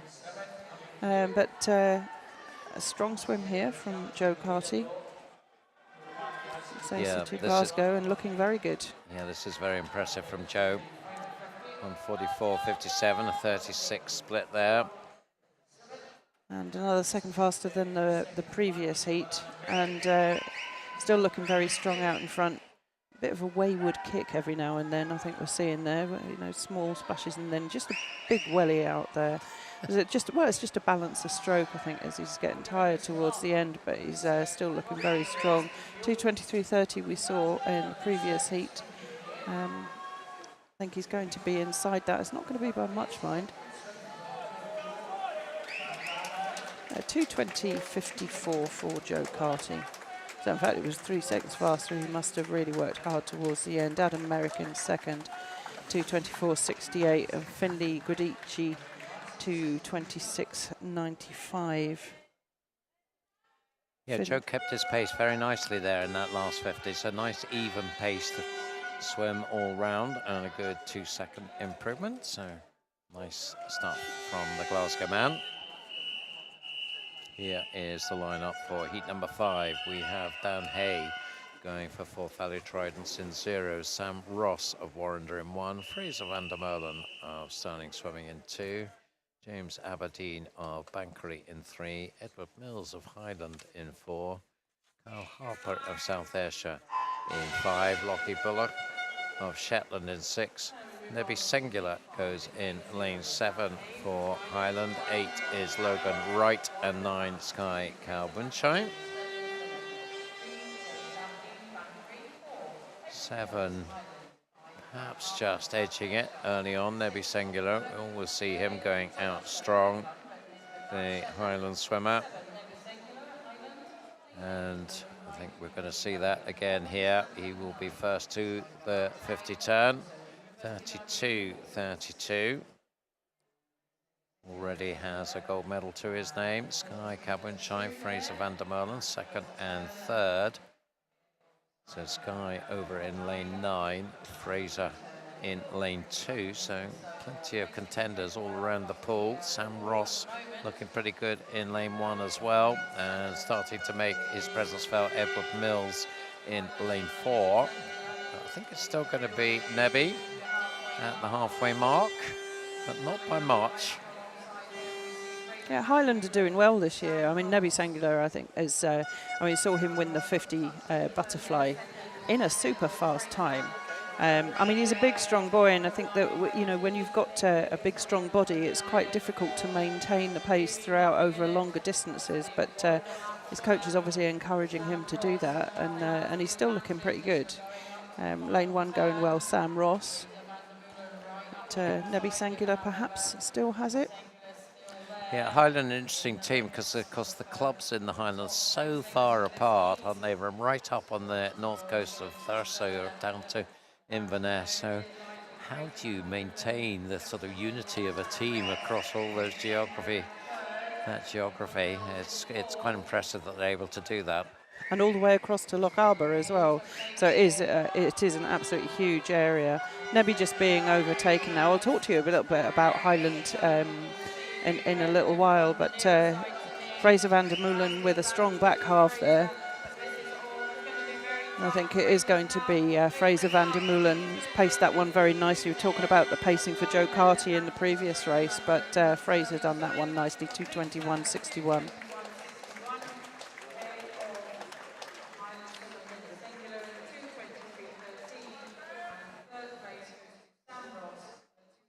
Yep, so Fraser pretty much bang on his entry time, just 100th away from it. Takes the win. Nebby holds on for 2nd. Sam Ross of Warrender in 3rd. So 2 Highlanders there, Nebby and Edward 2nd and 4th.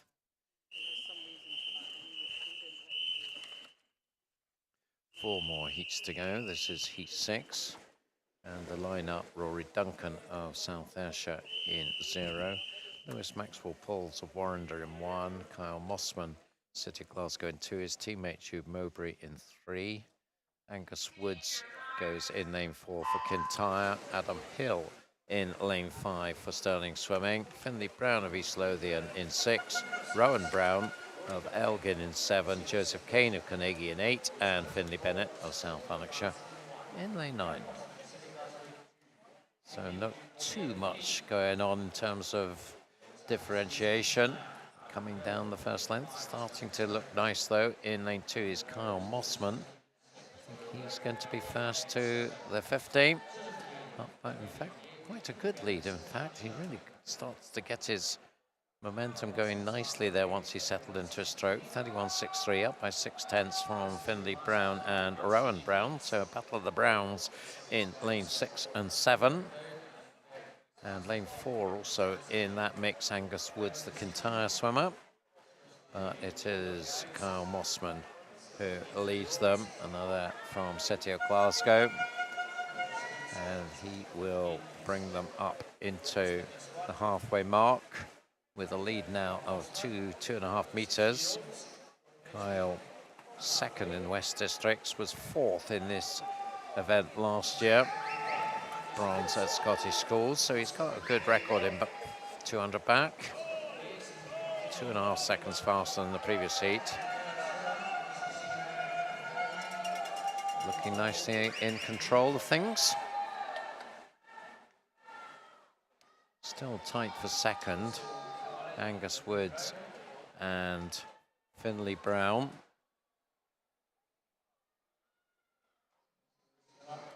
They've got these backstroke turns down to a fine art, haven't they? 142.44, so smooth through that turn. You've got to know exactly where you are versus the wall just to get it absolutely solid. And certainly we saw that there from Kyle. He's got this one absolutely wrapped up with now lane 4. Angus Woods looking pretty good for second ahead of Finley Brown. That looks like it's going to be the 1-2-3 as they come in, and let's see what Kyle's time is. His entry time is 2:19, and he's inside that by a second, 2:18.63. So well done, Kyle. Angus second, 2:20.81. Finley third, 2:22.22. He'll have no trouble remembering his time. 5 little ducks. Yes. On to heat number 7 then. Oh, there we are. That's confirmation. Kyle Mossman, 2:18.63. So on to heat number 7. In lane 0, Jamie Ferris. In 1, Adam Prusik. 2, Jed Armitage, the Highland swimmer. Cameron Hutto goes in 3. Jack Doherty-Simpson in lane 4. Tom Armitage, another Highland swimmer, goes in lane 5. James Kilpatrick in 6. In 7, Luke McCall. In lane 8, Luke Scott. And in lane 9, Austin McPherson. What do you think of these side-by-side backstroke starts, Duncan? I was going to ask you that question. And I mean, it certainly saves a lot of time. There's no doubt about that. Well, I've not really spoken to swimmers as to whether they're distracted at all by having that swimmer just on the ropes next to them as they go onto the ledge, but it doesn't seem to impede their starts at all. So yeah, I think on balance, I'm for it. Yes, I think, I mean, it does say we add extra time on for backstroke starts, obviously, because we would normally have to clear the water.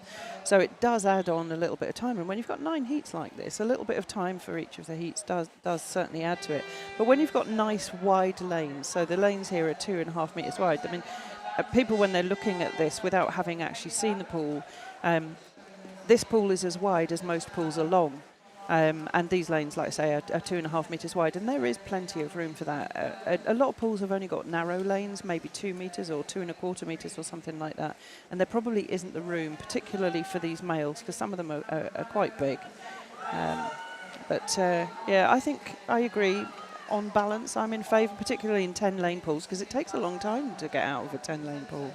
Yeah, and a good wide, as you said, a good wide pool, and particularly, I guess, at age group competition. I don't think you want to do it at the Olympics. No, maybe not. Maybe not. Jack Doherty-Simpson, though, looking good out in front. So looking to challenge his teammate. I'm sure that he will. Yeah, this is a commanding performance from Jack. Look at this lead he's got. It's at about 8-9 meters. He is a bronze medalist last year. He's already hit gold in these championships. Again, you get that nice close-up shot, still head, nice smooth arm rotations, and he is bringing this one in. And let's see on the time, 2:09.20, so not far away from his entry time, and I think that is very much in the job done category. 5 seconds clear of the two Armitages.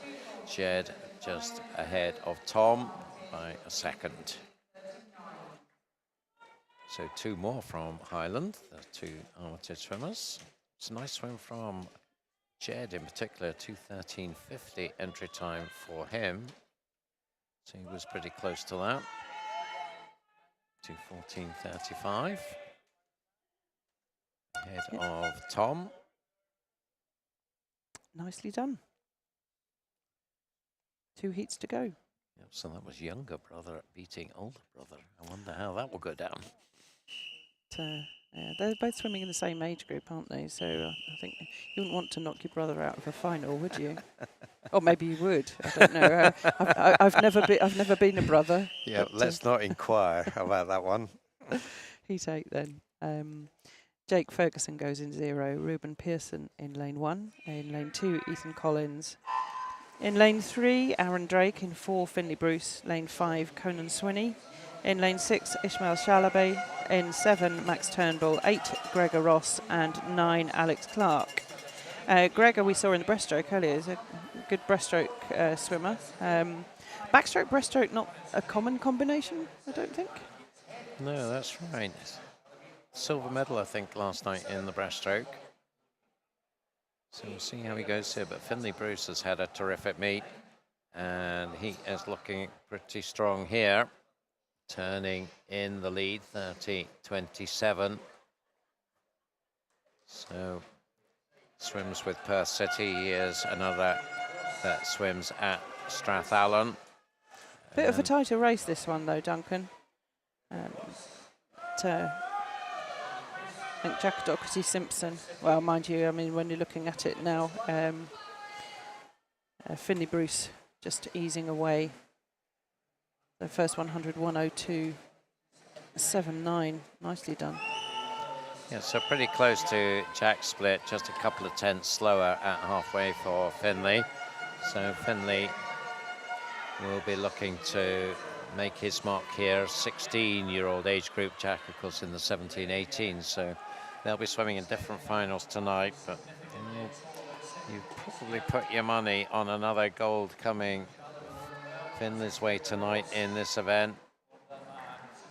He is looking pretty smooth, pretty strong here. 136.48. Again, I think there's still stuff left in the locker room on this one. He is not over pushing here. It's tight for second though. In lane 2 is Ethan Collins, and although he's had a successful meet, but I think he's just behind Ishmael Shalaby in lane 6. As we focus in on Finley then, getting these nice shots as they come in towards the wall, and he is just under the 210, 209.95. So he will be comfortably into the 16-year-old final with that one. We'll talk about 16-year-olds in this next heat. We've got a certain 15-year-old who's quite good. Don't know who you mean. Well, we'll find out in a minute. Yes, he is quite good, isn't he? Right, so this is our result there. Finley Bruce, 209.95. Just a little shy of the time we saw from Jack Doherty-Simpson, but different age groups. This is our final heat of the 200 backstroke for male and open. Adam Selby goes in 0. Finley Geddes, lane 1. Nathan Wilson in lane 2. Harry Sharp in 3, Nikolai Sisnet. Is that the 15-year-olds that you meant? That's quite good. In lane 4. Logan Jackson in 5, Tyler Spalding 6, Lewis Gibson 7, Blake Herdman in lane 8, and Cameron O'Donnell is swimming in lane 9. Good start from Logan Jackson. So he's local based. He's a super fast 50 backstroker,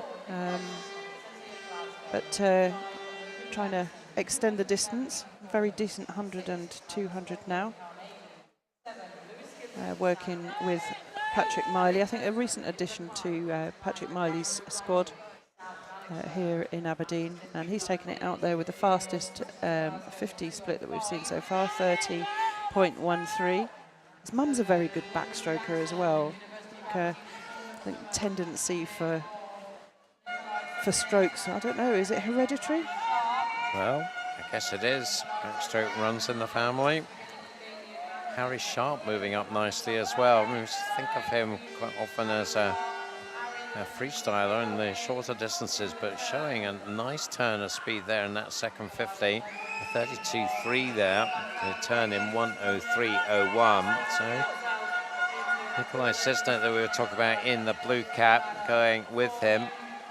Again, it's a sort of phony war in these heats, because I think these three at the front are all confident that they'll get good lanes in the final, in their respective finals. Harry in the 17-18s, as is Logan, and Nikolai in the 15s. So in a way, it's not too important how this finishes, but we'll also just want to just practice their strategies and work on their tactics. Harry Sharp certainly pushed it hard, but Nikolai now coming alongside him. So I would imagine Nikolai's competitive instincts might just kick in these last 20 meters or so. Harry Sharp, he's certainly kicked in. They're both working quite hard down this last length. And Harry Sharp, I think, wants this one. He just wants to send a message here, the Warrender swimmer, and he gets the touch. 2:10.30. So an excellent swim from him. That's a second inside his entry time. And Nikolai Sisnet 2:10.64. Logan Jackson 2:13.48. But Harry Sharp, certainly he felt that he wanted that one. And he got it. Yeah, I mean, he has got a much faster stroke rate than Nikolai, because Nikolai's arms are like very long, very long. So it was quite interesting watching down that final length how the different stroke rates impacted on it, and you could see that Harry could increase his. Nikolai seemed to get faster, and I couldn't see how he was getting faster, but he was certainly getting faster. There's obviously a lot going on underneath the water there. We've got 400 metres freestyle next, Duncan. Hopefully we'll be able to look at who's going to be in the finals for this evening, because that'll be quite exciting, that 200 metres backstroke. Everybody was so spread out amongst the different age groups that it was difficult to see who was going to get through to those finals.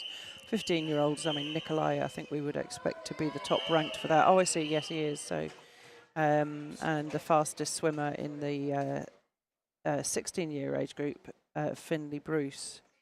And again, quite a long way clear of the rest of the swimmers, although you don't know whether or not they were holding back. The 17-18-year age group is going to be a much tighter race. Jack Doherty-Simpson and Harry Sharp, really not that much between the pair of them. And yes, Jed and Tom Armitage both through to the final for the Highland swim team. So that will be an exciting race. They won't be next to each other. And I suspect they will be totally unaware of what the other is doing as well. But yes, that will be very exciting. Gregor Ross as well, we spoke about him with his breaststroke, making it through to the final there in the 200 metres backstroke. So next up, we've got 400 metres freestyle. And there's 5 heats of this, followed by some 1500 metres freestyle. Yes, so the lineup in this first heat of 400 freestyle, this is the first of 5 heats. And the lineup, Esme Walker going for Highland in 0, Edie Laidlaw of the Free Sim 1, Ara Gill of Carnegie in 2, Maisie Adair of Glenrothes in 3, Gracie Haddo of South Ayrshire in 4, 5 is Rosie Stutchfield from Warrender, Hayden Holmes from Borders in 6, Ruby McInnes South Ayrshire in 7, Charlotte McGavin of South Lanarkshire in 8, Alanya Brown in lane 9 for Heart of Midlothian. So through the 100, Gracie Haddo, 1:08.40, has the early lead. Don't forget you can pick up all of the results on the Meet mobile app, which is available on both Apple and Android devices, and also you can go on to swimscotland.org.uk, and all the results are coming up live on that as well. So lots of ways to just keep access to exactly where your favourite swimmer is lying. Or you could pop to the pool.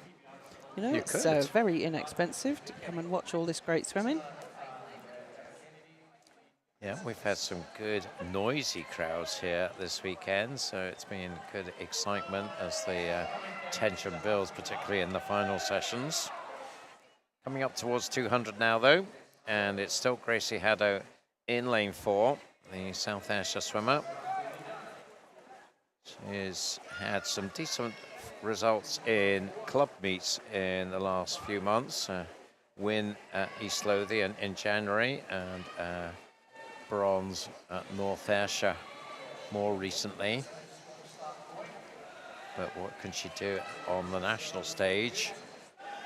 Leading from the swimmers in lane 7 and 9, Ruby McInnes in 7, Alanya Brown in lane 9, so they're not too far away, followed by Rosie Stutchfield in lane 5. So Gracie will be wanting to hold them firmly behind her. So let's see what the gap is, 3:02.36, 3:02.99, so about 6/10. You can see Alanya Brown split slightly faster than Gracie's by a couple of tenths. So let's see whether she can continue to close the gap from lane 9. Alanya, who swims for Heart of Midlothian. So she was 8th place in East District age groups. That was swum short course, the 400 freestyle at East District. So that was swum in. Well, we were planning to swim it in Bathgate, and then we had a bit of an incident, shall we say, and we had to cancel that meet and reschedule it, and we went to Glenrothes and successfully completed that one. So there you go, and Gracie Haddo now slightly faster on that last 50, so she is looking fairly solid to maintain her lead, 3:40.72, so about 1:16.5 for her hundreds there. So we're looking at something under the 5 minutes, 4:52 her entry time. I think she might struggle to match that, but she won't be too far away. Rosie Stutchfield is moving up. She's moved up to 3rd now, but still behind Alanya Brown in 2nd. So Gracie was just, well, 38 there, so maybe she's just feeling it a little bit now, but she'll have the end in sight, and she's got a decent lead, so I can't see her losing that lead. Keep your eye on lane 0 there, down at the bottom of your screen in the blue cap. Esme Waller has been moving up very nicely in the latter stages, so what can she do at the end? She was 3rd at the 350 turn. And there you see the South Ayrshire cap worn by Gracie Haddo as she brings it in, 4:54.19. So she did hold her pace pretty well there at the end. She found some extra pace down that last length. A nice 35.1. Alanya Brown 2nd, and a very fast finish from Maisie Adair as well from lane 3 to move up to 3rd. So 2nd and 3rd was a complete turnaround in that last 100 meters from the ones who were up there up until that point. Yeah, and we've got finals of this 400. This will be, well, it's the only opportunity we have in Scotland really of doing heats and finals for age group swimmers. None of the district competitions or club competitions have finals for the 400 metre event. With the exception of the Edinburgh International, there's finals for the 400s, but not age group as such. It puts a whole different complexion on it as how you pace it in the morning. Obviously, anybody that is on the periphery, if you like, will have to race really hard in the morning to get through to the final. But the likes of, well, we would expect Phoebe Arbuckle to be able to pace that, and of course you would expect her focus to be next week. But a 400 freestyle, and in fact the 200 backstroke as well, which we spoke about earlier, is a completely different beast long course to short course, and all of the different districts and areas in Scotland have got different levels of opportunity for racing those events long course. I mean, we're very privileged here in the North District because we've got the support of the ASV, and we hold our district championships here in Aberdeen Sports Village. And I know that there are more limited opportunities certainly in the East District, and I know you hold your distance short course, don't you, with the other events as well, as many as you can, held long course at the Royal Commonwealth Pool. West District obviously have got a bit of an issue at the moment with the lack of Toll Cross. But hopefully that will be sorted out this year, I think is the plan for Toll Cross to be reopened this year, or will it have to wait for next? I think that they're certainly planning that the West District will be able to hold their competitions next season there. I don't think they'll be in there before the end of this season, but hopefully I think around Christmas time it's scheduled to reopen and they'll be back for districts early in 2026. Certainly hope so, given that later in 2026 there's a fairly major competition to be held there. Yes, let's hope so. I mean, they have got another long course pool in the Dollan, but I think that had its own trials and tribulations this year. I mean, pools, well, I mean, we've seen with the pads here, there are always tiny little issues that need fixing, aren't they? Like flaws and things like that. But the West District does hold distance events in its long course pool. It's just not quite as big an opportunity from Dollan because it's only 6 lanes instead of 10 that we've got at Toll Cross. So there's a nice arrowhead headed by Elena Sanderson here. We see in your shot there coming up to the halfway turn. And she goes through that in 2:22.37. You see there a 36.7 split, pretty much the same split behind her for Daisy Gilday. Rebecca Reid in 3rd place in lane 5. So those 3 are leading them out, and Elena of Perth City. So of course they swim their long course event in Dundee, and they were able to do that this year. Dundee had its problems as well, and for a while the Midland districts were coming up and being hosted by you guys up here in the north, but I'm sure they're very happy to get their own competition back running again this year. And Elena now still holding that lead of about 1.5 seconds from Daisy, and Rebecca sticking around as well. Behind them in lane 6, Amelia Burrell from Glenrothes, just ahead of a group of swimmers on her right-hand side. But it's staying fairly steady, this shape of the arrowhead in lanes 3, 4 and 5. And Elena holding her lead, not particularly growing it, but holding it. It was 1.5 seconds last time they were at this end. It's a little bit more than that now, 1.9. And she goes through 3:37.30.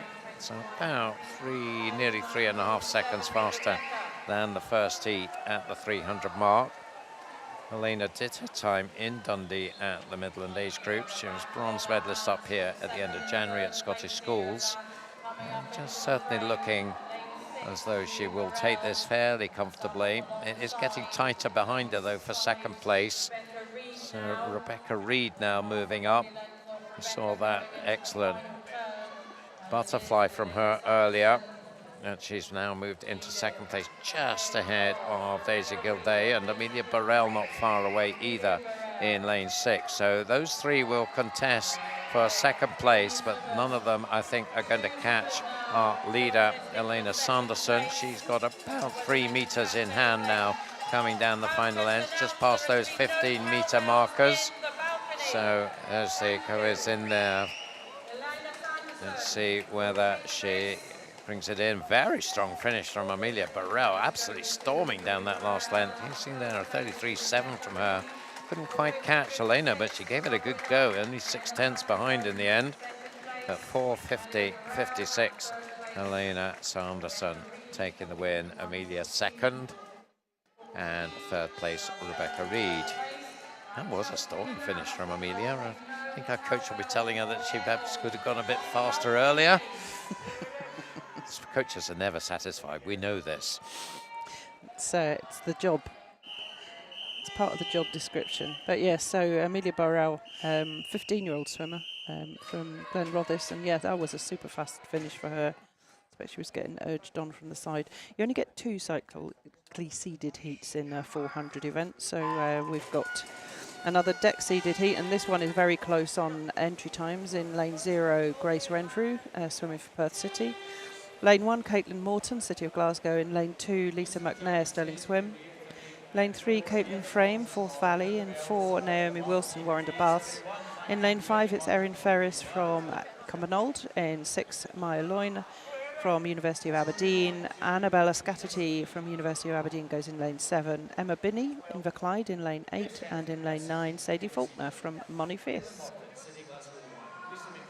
77 for Annabella Scatterty. She's coming up as Anna B on the board there, but Annabella Scatterty, and a good strong start for her. University of Aberdeen swimmer coming in on an entry time of 4:46.50.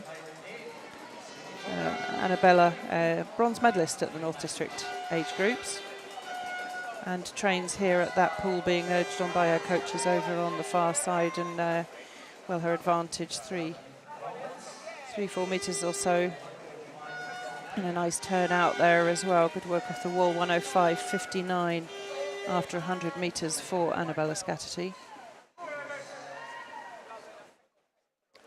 Yeah, she's looking pretty good here, isn't she? She's about a second faster than the others on that second 50, and she is pulling away from this contest for second place, which is all happening up at the top of your screen on the far end side of the pool.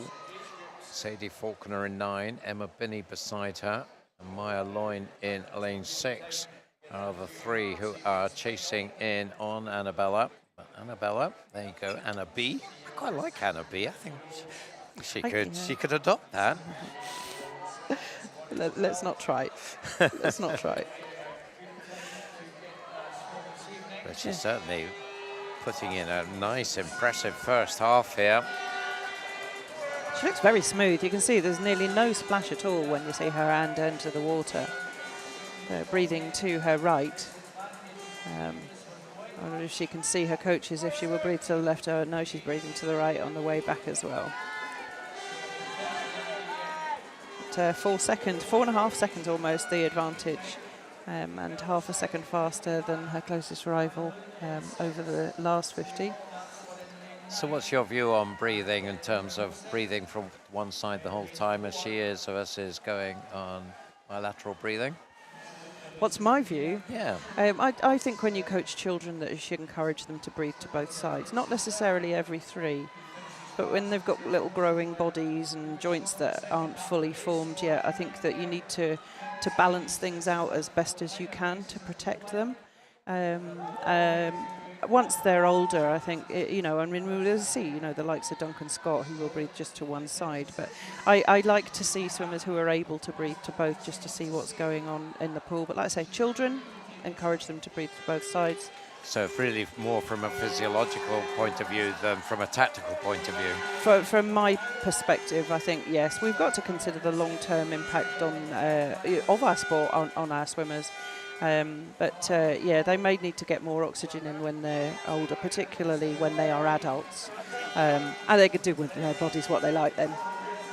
But for children, like I say, I would encourage them to breathe to both sides. And if they feel that they need to breathe every stroke, then get them to breathe to the right-hand side on one length and to the left-hand side on another, or swap at halfway. But that's just my view, and I'm sure everybody's got different ones. But that would be what I would encourage swimmers to do.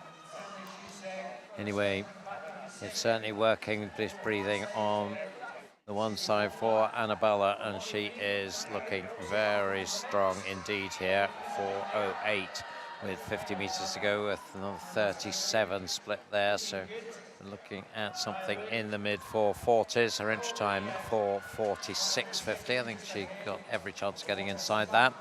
Tight for second though. Lane 4, Naomi Wilson, and lane 6, Maya Loyne. So Maya Loyne has been working well. She was in that mix early on with the swimmers on the far side, but now she's doing battle with Naomi Wilson in the center lane.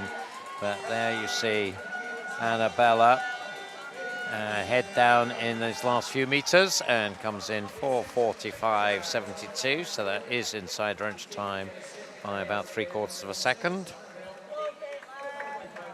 Maya Loyne does hold off Naomi Wilson for second. And Naomi was third. So in fact, Annabella, her final 50 was slower than almost everybody else, and I think she had worked really hard through the first 3/4 of the race. Did well to get inside her entry time there at the end. But I guess that's the choice you make, isn't it? If you knowingly push it out hard, then you have to pay for that, don't you? And Annabella did, but it still worked for her in terms of owning a best time and a good heat win. On to our cyclically seeded heats now. Lane 0, Sydney Boyd representing Midlothian. Cleo Houghton goes in 1 for Forth Valley Tridents. In lane 2, Lucy Hall, East Lothian. Lane 3, Lucy Hunter, South Lanarkshire. In lane 4, Amber Hinton, Dumfries. In lane 5, Lily Mundell, Harton Midlothian. In 6, Ava Ross, City of Glasgow. Lane 7, Alice Cumming, City of Glasgow. In 8, Ella Pullman, Glen Rothes, and in lane 9, Gemma Brown representing Carnegie. I'm quite excited by this race. I think Amber Hinton has been phenomenal. Really enjoyed seeing her. She's made such progress this year. Dumfries swimmer. I mean, still just in her 15th year, and very versatile. You know, the distance medley. She was great at, but distance freestyle in particular, the 800 free. So really excited to see what she can do here in this 400 free. Junior team member, but like I say, I think she's phenomenal. Yeah, Dumfries is a program that has really produced some very solid age group swimmers at the moment, and of course been joined recently by Amber Rigg from just south of the border in Cockermouth, so that's a strong addition to the Dumfries team, so they'll enjoy having her around. But as you say, Amber, very much the distance freestyle specialist. You've got beside her Lily Mundell, who has been dominating the shorter events, but this is probably at the long end of Lily's range of events, and so we'll see. Of course, these 15-year-olds will be doing it again tonight. I think both those two certainly will be pretty much assured of a good lane in the final. So what are the tactics? You don't want to push it too hard because, well, as you said earlier, you don't often get the chance to do heats and finals. Last year when they were 14-year-olds, it was heat declared winner for these athletes. So this is the first time they've done it at national level, unless they were in the Edinburgh International in the junior final. But it is a learning experience as to how to manage a morning and an evening swim in this longer event, and I'm sure they'll have been given guidance by their respective coaches as to how to tackle this one. In second place, Lucy Hunter. She goes in the 16 age group, another very accomplished distance freestyler representing South Lanarkshire. That's another program, of course, that consistently produces good distance swimmers. We, of course, think of Evie Mackey, who I think we'll be seeing in the next heat, will we? No, we're right. No, we're not. She's not swimming in this one, which is a bit of a surprise. Obviously focusing on the 200 fly. Yep, so maybe that's because she's swimming in London, I don't know. We'll maybe try and ask one of the South Lanarkshire coaching brigade at some point. But leading this one comfortably now is Amber. So Amber Hinton did swim heats and finals in the Edinburgh International and was 8th in the junior final, but did her entry time. So you can't complain of being 8th in an 8-lane pool if you got a PB, can you? So 3:22.02. Yeah, she seems to make progress. Well, this year seems to have made progress every time she gets into the water. And she looks very smooth and comfortable out there. I mean, a strong kick all the way through. And you see we've got a 2-beat kick there from the South Lanarkshire swimmer. Just, you know, balancing out the stroke, and there's a lot of rotation there in the body, which is one way to swim it. But Amber keeping much more flat in the water, if you like, and kicking hard all the way through, and moving into the final length, really kicking hard. It always amazes me when the swimmers are able to keep that leg kick going through a long event, because it just feels like I'd be dead in no time with keeping that. It's training, Duncan. It's training that does it. You know, they practice probably every day. Every day. Yeah, yeah. And what does practice do? Yeah. Makes it permanent. Absolutely. So there we go. 4:32.29, job done. 4:28 entry time, so not that far away from that. 4:34 for Lucy. Again, very solid swim. Lily Mundell, 4:36. So expect to see them all swimming tonight. I'm sure some of these others will as well. Cleo, Alice. In fact, a good number, I would think, of these last two heats will be swimming again, as we split them into their 3 different age groups. Just wait for confirmation of that result. There you have it. So 4:32.29, the time for the final heat to beat. We've got a full lineup for this final heat, and they are Molly Weir of Hearts in 0, Anna McCarty and Caris Mooney in 1 and 2, both for City of Glasgow. Then we've got 2 Warrender swimmers, Rosie Forster and Phoebe Arbuckle. Emmy Aitken, University of Aberdeen Performance in 5, Alice Harper, City of Glasgow in 6, Mia McLeod of Heart of Midlothian in 7, Ellie Cunningham, City of Glasgow in 8, and Kate Nolan for East Lothian in lane 9. Well, you would certainly think that the hot favourite for this one will be Phoebe Arbuckle, but again, the question will be how hard she pushes it in these heats. It's her teammate Rosie Forster who's made the early move, along with Emmy Aitken in lane 5. So these two are pretty much together at the turn. It might be Emmy just getting the touch. It is 30.56 from Rosie, 30.93. Alice Harper in 3rd. Phoebe back in 6th place at the moment. Wouldn't expect that to stay the case, but well, we'll just see what her approach to this event is. Emmy Aitken is taking it out very hard here, and she has opened up a useful lead here. Swimming for University of Aberdeen, but based in Dubai. Was 4th in the Dubai Open a month or so ago. Came to these age group championships last year, silver medalist. 1:03.83 is a little bit faster than Amber's split.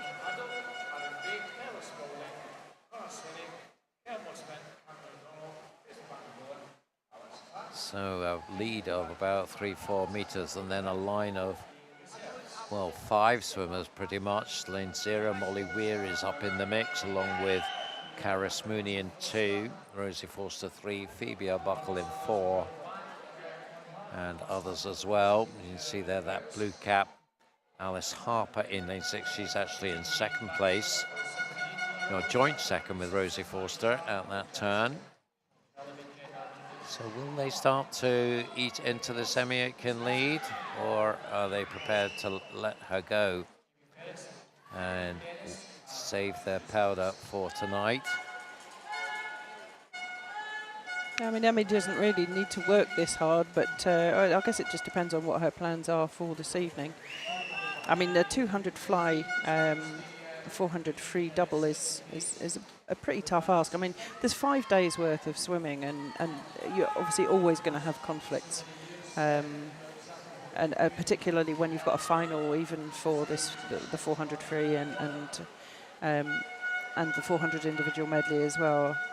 It's difficult to get the balance through the programme for everybody. There's always going to be somebody that's going to have to meet, but Phoebe Arbuckle making a move now. Yeah. It's obviously her plan was take it easy in the first half and then start to move, and move she has. And what was it, about 3 meter gap that she has made up there? Look at the split there, 31.7 against Emmy's 35s. Everyone else 35s and 36s. Phoebe blasting that 50, 31.7.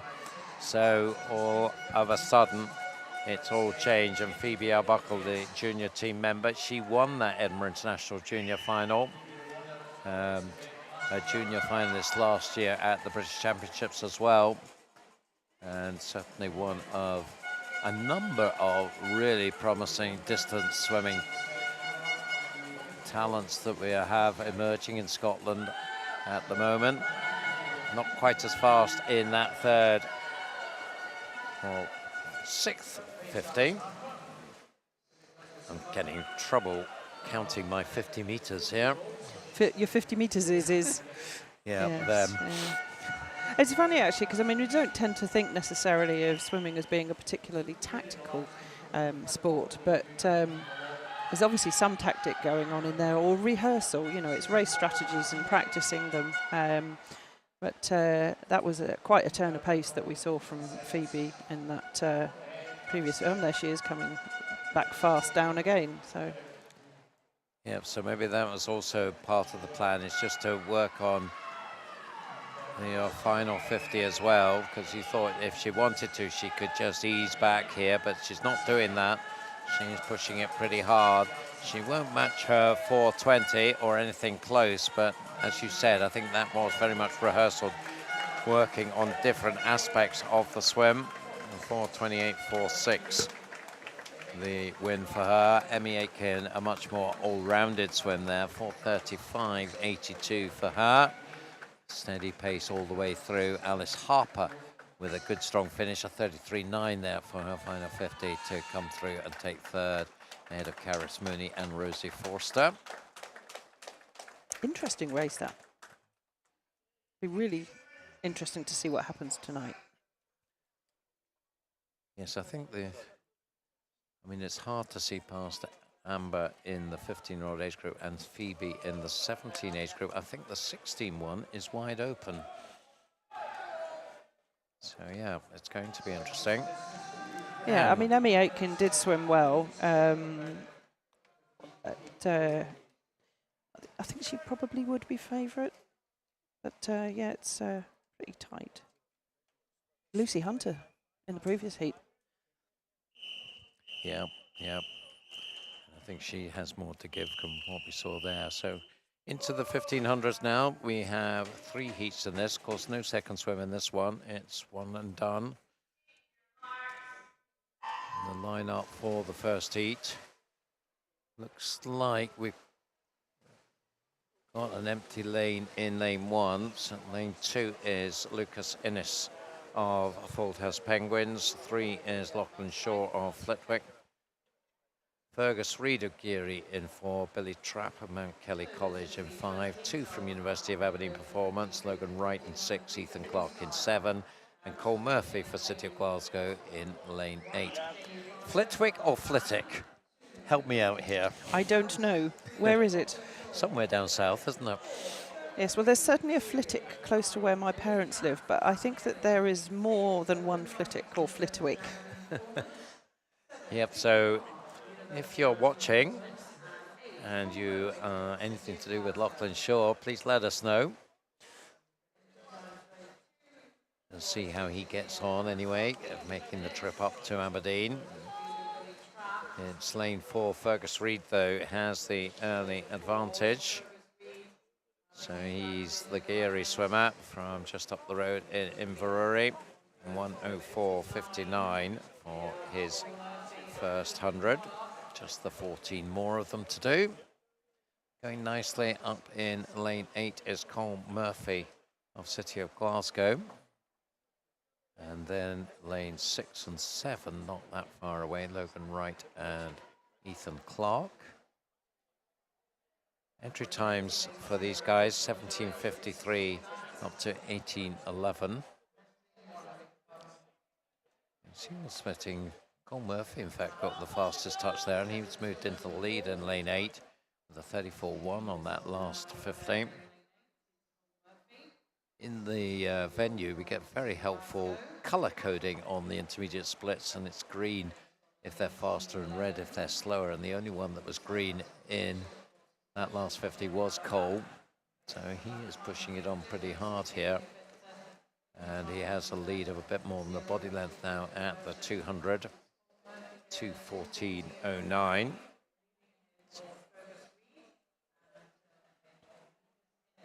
So again, a 34.9 is faster than any of the others by about half a second. So at the moment, belying his seeding as the slowest on paper in the pool, but certainly not the slowest at the moment. Fergus Reid in second place. Fairly tight for third. Lane 2 is Lucas Innes, the Fauldhouse swimmer, West Lothian based. And lane 7, Ethan Clark from the local team, University of Aberdeen Performance. Again, a 34 and change for Cole, so he's holding this pace nicely here, and at the moment nobody can go with him. So it'd be interesting to see whether he can sustain that sort of pace all the way through here. Still very much early days as they come up towards 300 now. So can he stay under 35? Not quite, 35.2 for that one, 3:24.14. And again, you can see there 36s for all the group behind him. I think you have some news about Top Club, Lynn. Well, I could, while this race unfolds, share the Top Club points. So we've had 2 days so far, and Ren 96 are in 10th place with 115 points. Ace Lothian have 119. Geary have 138. Dumfries 144. Perth City have 161 points. In the top 5, Stirling Swimming are in 5th place currently with 171 points. South Lanarkshire have 217 points in 4th. University of Aberdeen have 286.5 points.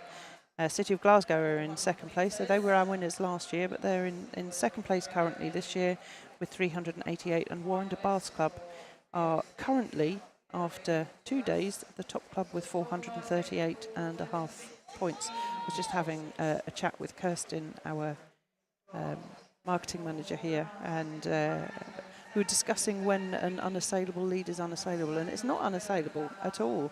And the events are so different. We've had one 1500 event so far, and City of Glasgow did extremely well in that. They had a lot of swimmers in there.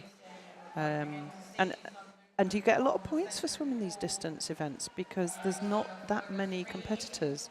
So everybody in the top 10 gets points towards the top club. And if you can field swimmers that are competitive, you can gain a lot of points.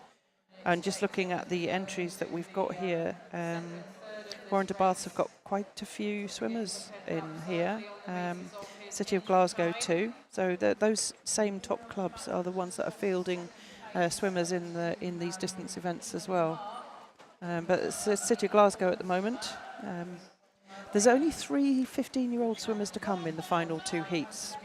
So it's important for a 15-year-old to set a good time here as a target, if you like, or to put themselves into medal contention. But Cole Murphy is not a 15-year-old swimmer. He's 16, and there are still quite a few 16-year-old swimmers to come. But he's looking good.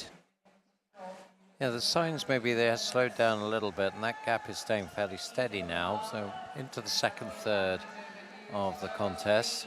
So what is it? The gap between Warrender and City of Glasgow, about 40 points, is it at the moment? Oh, now you're asking. I am. Certainly over the last few years it has been very much those 2 clubs that have been the dominant ones who have been battling it out, and certainly, as you said, City of Glasgow have had the advantage for the last 2 or 3 years. So Warrender, I'm sure, would love to turn that around this time. They've had a great start to the meet. Yeah, 50 points the difference. 50, okay. Yes, 50.5.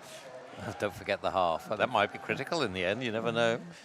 Anyway, it's definitely getting tighter now at the front of this one as they are coming up towards 600 meters, and making the move is Ethan Clark in lane 7. So he's only about a body length behind Cole now. 7:04.27. No time coming up for him on that split. So we are a little bit in the dark as just what the gap is, but in terms of time, but you can see in terms of distance, it's about a meter now, if that.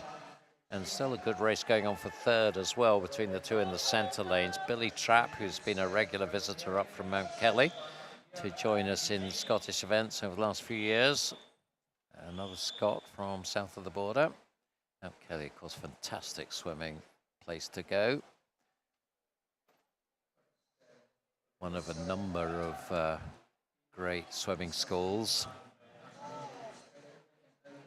But now we do have a new leader, and that leader is Ethan Clark, who's got himself about a meter's advantage now over Cole.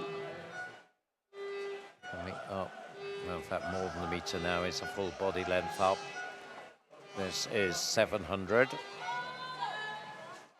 seem to have we've got a time for him this time, 8:16:22. So I don't think we're completely cured of these lane 7 technical glitches, but touch wood, we'll get our splits coming in for the remainder, because it looks like we're going to see, at the moment anyway, Ethan leading the way. Yeah, we spoke about kick earlier, didn't we? And there's a tremendous splash coming from Ethan Clark all the way through, actually. I think Cole has paid a little bit for that early pace. Perhaps he's just catching his breath and will come back again later. But Ethan Clark looking very strong, and like I said, kicking hard. You can see that great splash from his kick all the way through. So that was the halfway turn, 750 meters, 8:51:96. And, well, this lead is building and building now. Coming up and challenging for second place now is Billy Trapp. So 800 meters complete, 9:27:41. So pacing around the 1:11 mark. Ethan, which Billy. is an increase of pace, isn't it? Yeah. Billy there in second place, also just under the 36 for his fight. His last 50 there, 9:32. So he is around about 5 seconds back on Ethan. We'll keep an eye on that, whether Billy can start to work that down. Still working with Cole Murphy, and they are about 2 to 3 meters up on Fergus Reid and Logan Wright. So 35.6 split for Ethan there, 36.1 for Billy, 36.3 for Cole. So still going nicely. Ethan Clark building on his lead. Really starting to make that. It's almost at the stage where it's insurmountable, do you think? No, we're only halfway, Duncan. Well, I'm going to stick my neck out and say that as they come to 900 meters, that he's not going to be caught, but, well, what do I know? Again, we just got a problem not getting the split there for Ethan. We do for Billy a 36.0 and Fergus a 36.6. So the gap is what, about 10 meters? Only 10 meters, Duncan. Only 10 meters out of 1,500, yes. Okay, I'll try and remember that.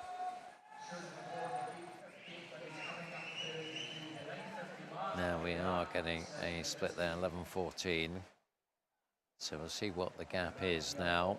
So it's about 6.5 seconds. Still that race on. It's now a three-way race for third place. Fergus Reid, Logan Wright and Cole Murphy. All in a line. And they're about, what, 4 meters behind Billy. Billy Trapp. Finalist, well, I was going to say finalist, of course they don't do finals, and there's 8th place here last year in his age group. He's going in the 15 age group this year. Again, just having that problems with lane 7, and again we've got no split for our leader Ethan Clark as he went through 1,000 meters. Yeah, the lead doesn't look to be growing or diminishing, does it? So it was 6 seconds pretty much the last time they were at this end. We look up there to just check where the wall was from Ethan, just under the 12:26. So let's see what second place Billy, 12:32. So it has grown a bit, now nearly 7 seconds. I'm feeling pretty confident about my prediction now.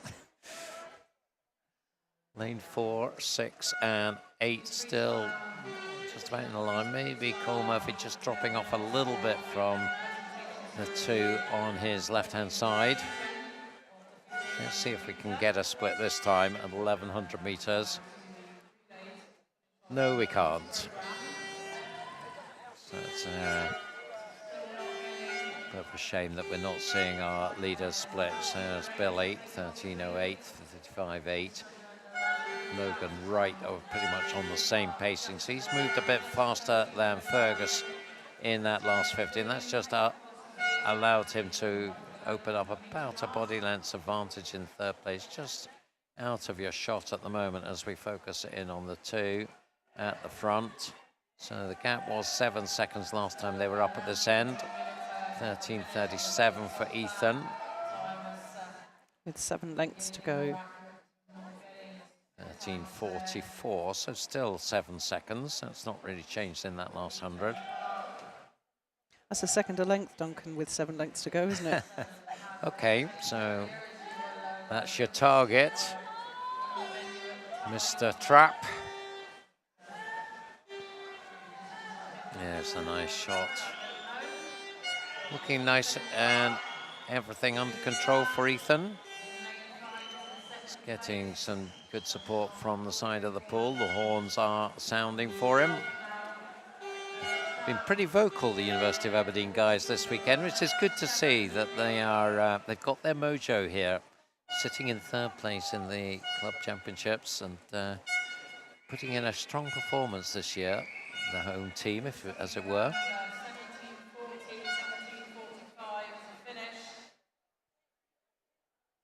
Logan Wright looks to have got the better of Fergus Reid in the battle for third place. They were having a bit of a ding-dong through the last few hundreds, but it looks like Logan Wright has got the better of Fergus. Just the 5 lengths to go. And too many seconds to make up.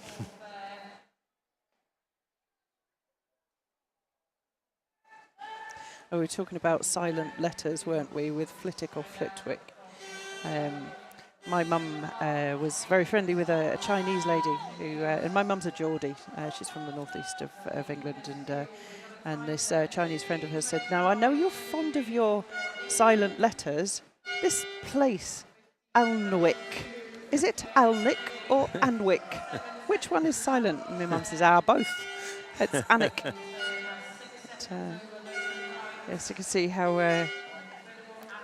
For the natives, it's not that, or not for people who are not natives, it's some of our place names are silly.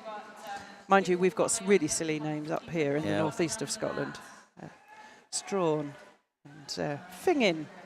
Afford. Well, Afford, close to your home. Yes. And Tuch. I think I've said to you before, my children went to primary school in Tuch. Tuch is spelled Tough, so they have their T-shirts. Yeah, their T-shirts say "Tough Primary School." But yes, we have our own fair share of difficult to predict place names. And we're getting towards the sharp end of this one now. It'll be the bell this time for Ethan. We did get a split at the 1300 out of that pad, but not out of the 1400, I'm afraid. But no doubt about Ethan's lead here. We still are able to see Billy Trapp putting in a good solid performance, Billy. And he has been holding that gap around 7 or 8 seconds. We'll just check it out at the 1450 turn.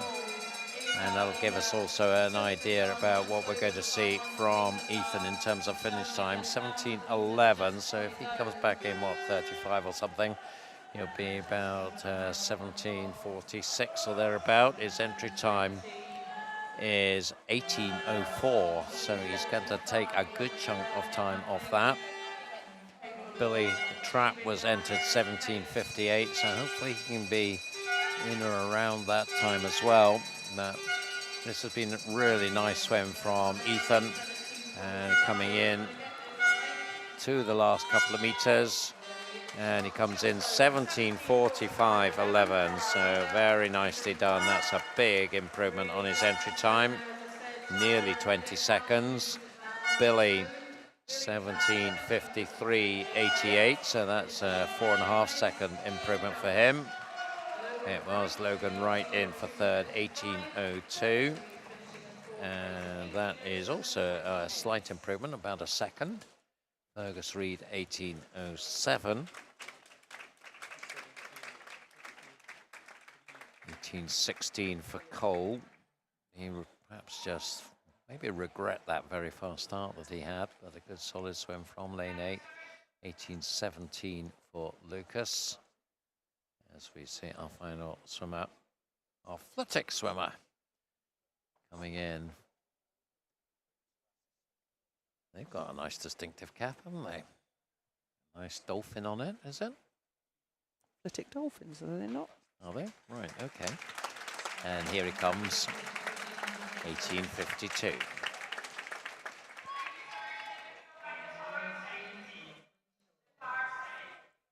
So confirmation there. 17:45.11, winning time for Ethan. And Billy Trapp sets the target time for the remaining three 15-year-old swimmers, 17:53.88. They are coming in on entry times. They're a fair bit faster than that, but of course you've got to do it in the pool. You do. But that means that he's certainly going to improve on his 8th place last year. Guaranteed at least 4th. And 7 points. Jolly good. Heat number 2. Empty lane at 0 there.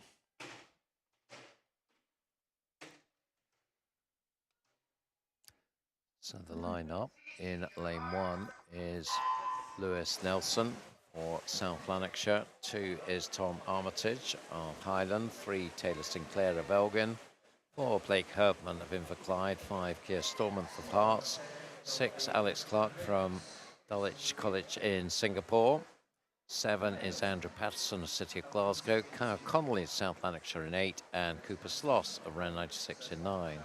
So I think Alex gets the prize for being the most travelled athlete to these championships, and he's opening up a nice lead as well. 29:31.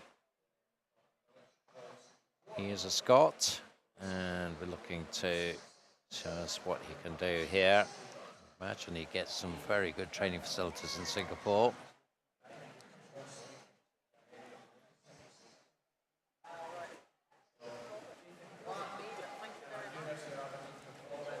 So breaking news of a swim-off. We'll give you more details about that. It's going to take place after this 1500, so after all the 1500s, I should say.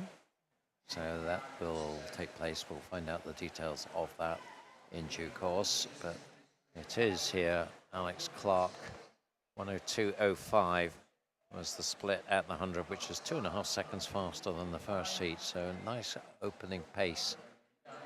The line of swimmers, 6 of them behind Alex, swim around the body length back, headed by Andrew Patterson in lane 7, but really nothing to choose between the whole group there.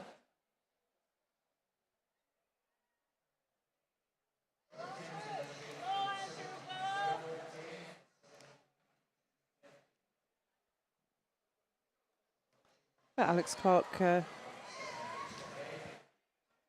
still looking good out in front. Andrew Patterson, City of Glasgow, one of those 15-year-old swimmers who's speaking about in second place. So he's 15. The other 15-year-old is the other side of Alex Clark in lane 4, Blake Herdman from Inverclyde. And Blake well up there as well. So maybe in 3rd place. So a much closer race than we saw in the previous heat. And there's still 7 swimmers up there. with nothing to choose between them. Alex Clark still just for now. Entry time 17:18:67 for him, so that's a long course time from somewhere. Let's have a look, see if we can find out where that is from. Alex Clark, no, not sure where that time was swum, but it is a long course time. And the experience of having swum 1500 long course should hold him in good stead in terms of his pacing. Taylor Sinclair in lane 3, another swimmer with a 1500 metre time that has been recorded long course. Taylor, different age group, he's in the 17-18 year age group. Elgin with a strong showing in these distance events. There are two ladies in the 1500 on, I'm confused by my day, Saturday, wasn't it, our first day, Saturday. But, moving through in lane 7 now, Andrew Patterson. 15-year-old swimmer. There's just one 15-year-old in the final. Aidan Anderson. We saw him swim a cracking 400 yesterday, didn't we? Yes, we did. Andrew Patterson looking good here. 0.6 faster on that last split, and just starting to open that lead up a bit. And give you a bit more news about that swim off. So it's in the 50 freestyle. Females, 16-year-old, and it's between Kate Nolan and Caitlin Reid, and it'll be for who gets first reserve, who gets second reserve, and that will get decided, as I said, after we finish our third 1500 heat. So they will go at it head to head. Meanwhile, it is still Andrew Patterson for 27.47 at the 400. So now about 9 seconds faster than the previous heat. Alex Clark trying to hang in there, about a second and a half back on Andrew. And then a bit of a gap to Kyle Connolly and Blake Herdman, turning just about together. Touched by 600ths with Blake. So 5:02.01, 5:03.99, 5:06.90, 5:06.96, your top 4. Blake Herdman, well, just keep an eye on him in lane 4. It looks like he is pushing on a bit now. Swims for Inverclyde. Won the short course event at West Districts. So we'll just check on the relative split. So 34.8 for Andrew, 35.3 for Alex, 34.9 for Kyle, 35.2 for Blake. So not a lot in it on those splits, so it's really only about half a second or so. Like I said, Blake Herdman is that final 15-year-old swimmer with that target time of 17:53 from the previous heat to be guaranteed a medal and finishing the event. At the moment, it's Andrew Patterson who's currently getting the better of that one. yes, so these two 15-year-olds, as long as they can both beat that Billy Trap time, then they will be guaranteed medals, with one more 15-year-old in the fastest heat. And certainly Andrew Patterson is looking very much up for this, to make a journey up to the podium in a little while.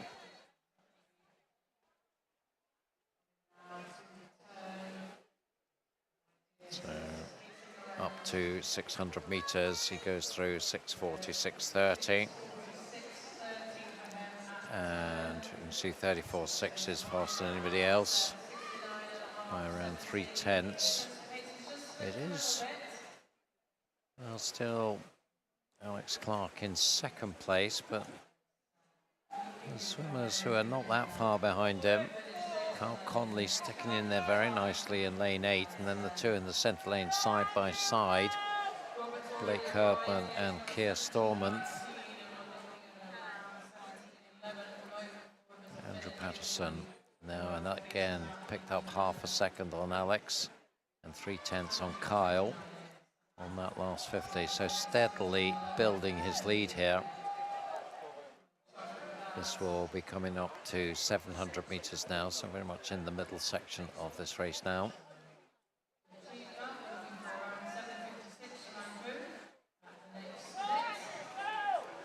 So at the 700, he will go through in 7:56.23. So pacing pretty much on the 110s for his hundreds, a 34.8 there. We've seen 35.8 for Alex. So Alex is under a bit of pressure now because Carl Connolly is not far behind him in lane 8. Still those two in the centre lanes, you can just see on the left of your screen, side by side, and not far behind them there. You just see appearing in lane 2 Tom Armitage. When we talked about the Armitages earlier, and here's Tom back in the pool doing the 1500, and he is just about on terms now with Blake and Keir in the centre lane, so he is moving up nicely. Didn't quite get his intermediate split there, but I can tell you from the pool scoreboard, it was a 34.9, and that was the second fastest, or third fastest 50 split there behind Alex and Kyle. In fact, the two faster ones there. Yeah, we've got a three-way race now, don't we? For the 4th place. So we've got well, Andrew out in front, and then to either side of him they're having a battle for 2nd place, Kyle Connolly and Alex Clark. And then a 3-way race. Hopefully they'll be able to bring each other on to some faster times. Kyle hasn't actually managed to catch up yet with Alex Clark.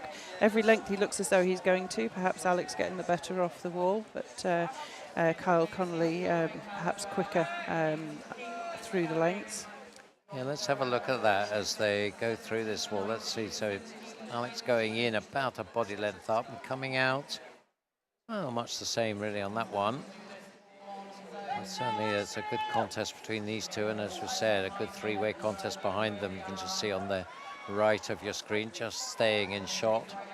And it is Tom now who's moved past the two in the centre lane, so he's clearly feeling pretty good at the moment. So Highlander is pushing on strongly. So many of these Highland swimmers come right from the very north of Scotland, Thurso, and I think the Armitages are Thurso, yeah. Up there. It's a terrific programme that's going up there in what's not a terribly big town, Thurso. No, I did say I would speak about the Highland swim team, didn't I? I mean, they do come together, they do train as a team, but it's not daily. That wouldn't work. But they do come together and train as a team with their head coach, Lisa. And that takes place generally in Inverness. Like I said, they do come from all over. So there's swimmers from Lochaber. Is that Fort William? Yes, right over there, that neck of the woods, yeah. And it's Lochaber Leisure Centre team they're called. And from Thurso, Wick, Nairn, Inverness. So a really, Tain have got quite a good team as well. So it's very spread out, and they can't come together every day.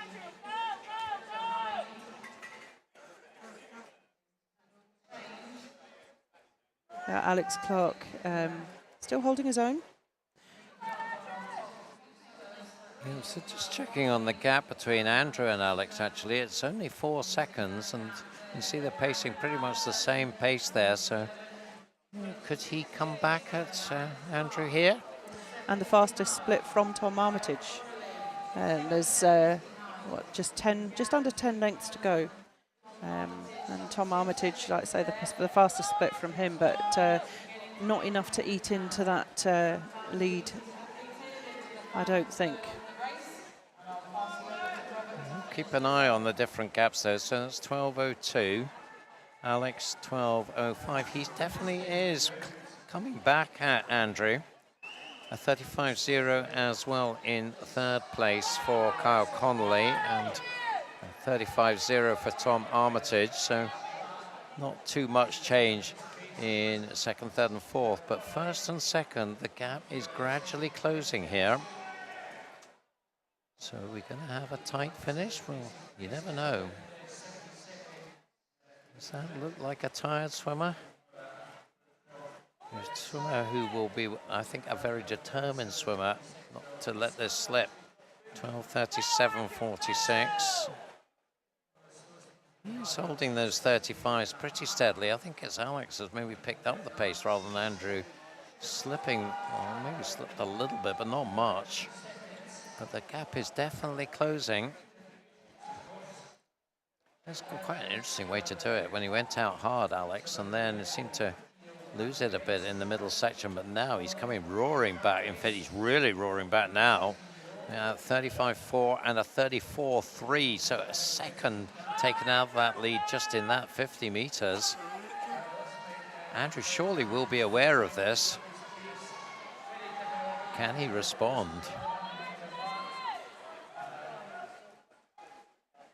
Meanwhile, still in third place, Kyle Connolly, but he's only a little bit more than a body length ahead of Tom Armitage now. There's certainly quite a gap between those two in terms of lanes, so they'll perhaps be less aware of each other. But Andrew, now 1.6 the gap, another couple of tenths taken off it, 13:47.94. But there is still 300 meters to go. So plenty of time for Alex Clark still to close that remaining gap. He's almost on the toes now of Andrew Patterson.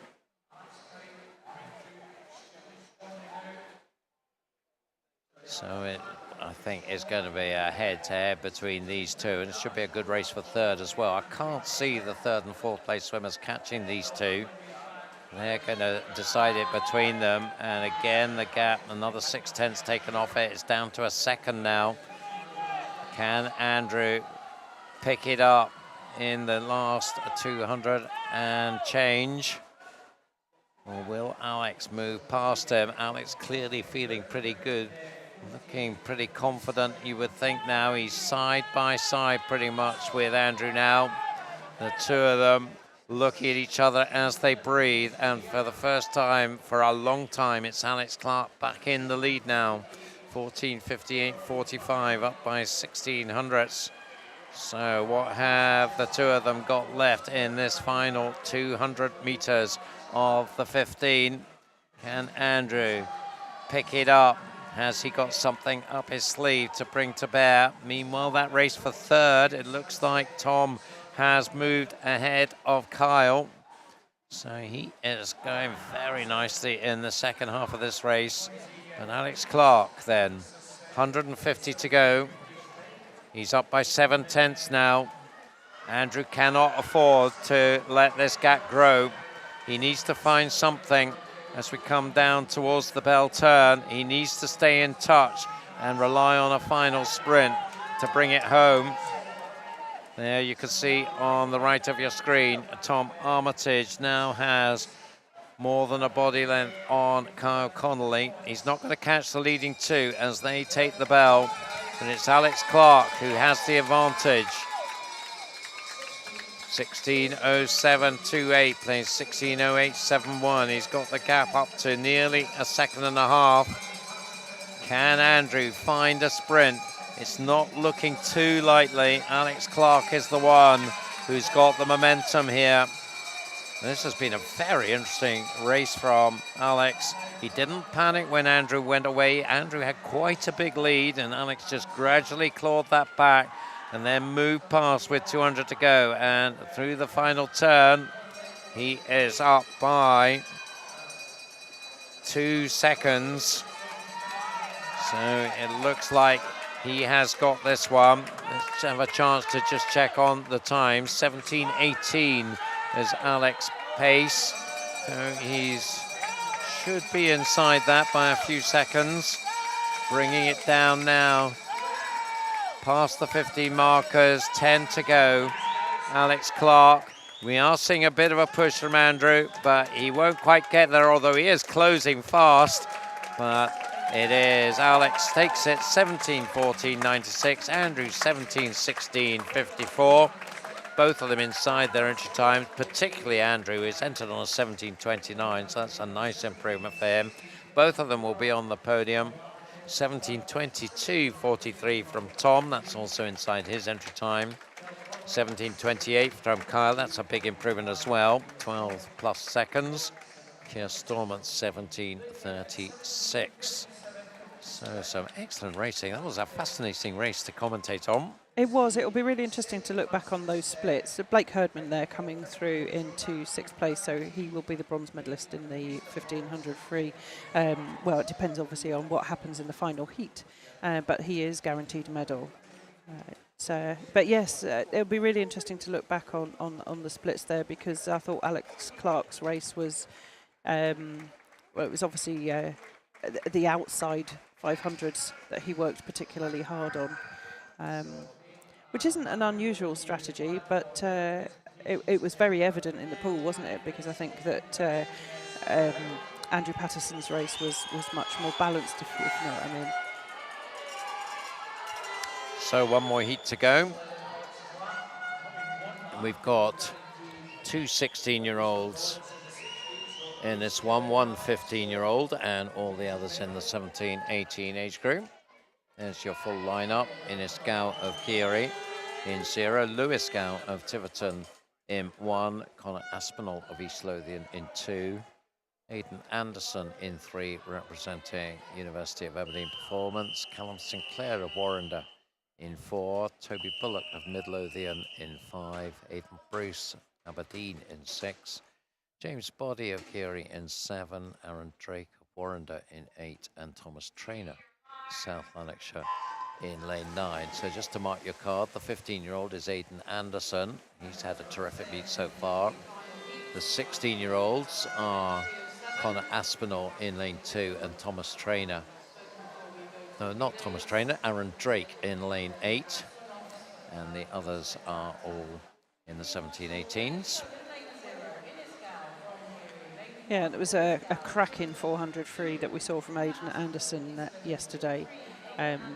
Very exciting race, very accomplished. I can't see him going slower than we saw in the previous heat. I think he'll probably improve on that a great deal, but we don't know what it took out of him last night, that 400 free. It must have been quite hard work. And he's looking relaxed, shall we say, at the moment. Albeit not pushing it on at the front with those 17, 18-year-olds in the middle, Callum Sinclair and Toby Bullock.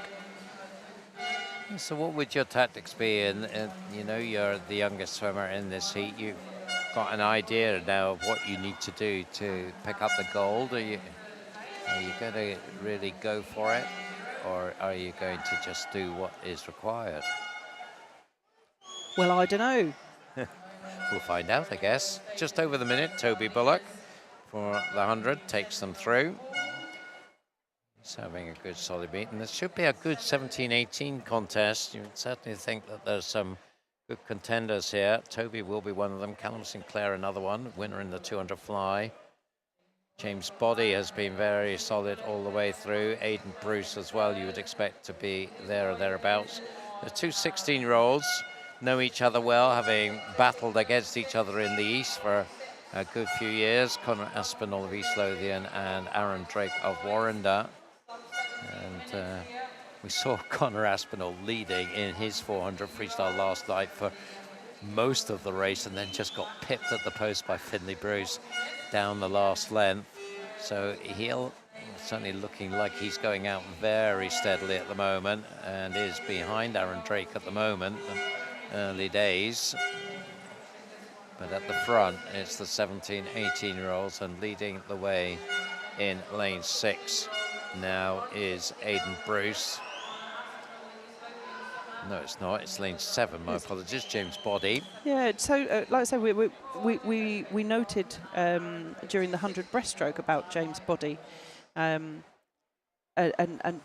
mentioned the fact that actually we're more used to seeing him swimming these longer distance events. So the 400 IM and the 8 and 15 free, and here he is, and he looks pretty comfortable out in front. James Boddy in the blue cap of Geary in 7. His entry time is, well, it's 20 seconds slower than Callum Sinclair's. I'm not sure where these are from. James Boddy's is certainly a long course time, because he's got a 3 at the end of it. It's 16:57:23. And Could Callum tell you Sinclair's is a double O. So yeah, James's was from the summer meet last year. Toby, can't tell you that. That probably is a short course conversion. My guess is from East Districts, which he won short course. Callum Sinclair, probably the same. He was second in East Districts, but he also swam a good swim in this 1500 in National Short Course in December at the Commonwealth Pool. right. But James Body has the lead at 350, 346.62. But well, I think we're in the preliminary skirmishes here between these three. Aidan Anderson, we said it's a steady start, but he's not too far away from the older swimmers in that white cap in lane 3. And then quite a big gap behind these 4 swimmers. You can see they're appearing in lane 0. Iniscal, the best of the rest. And then we've got that contest going on between lane 8, Aaron Drake, and lane 2, Connor Aspinall. It's advantage Aaron Drake at the moment in that one, but again, not by that much, maybe a metre or so. Currently sitting 6th and 7th, about 1.4 apart. But at the front, it's still James, 4:20.03 at the 400. 7 seconds faster than the previous heat at this stage. And Aidan just eased his way past Callum Sinclair there on that previous length. It's not to say that it will stay that way, but he's obviously just working his way up towards the pace that he wants to get to.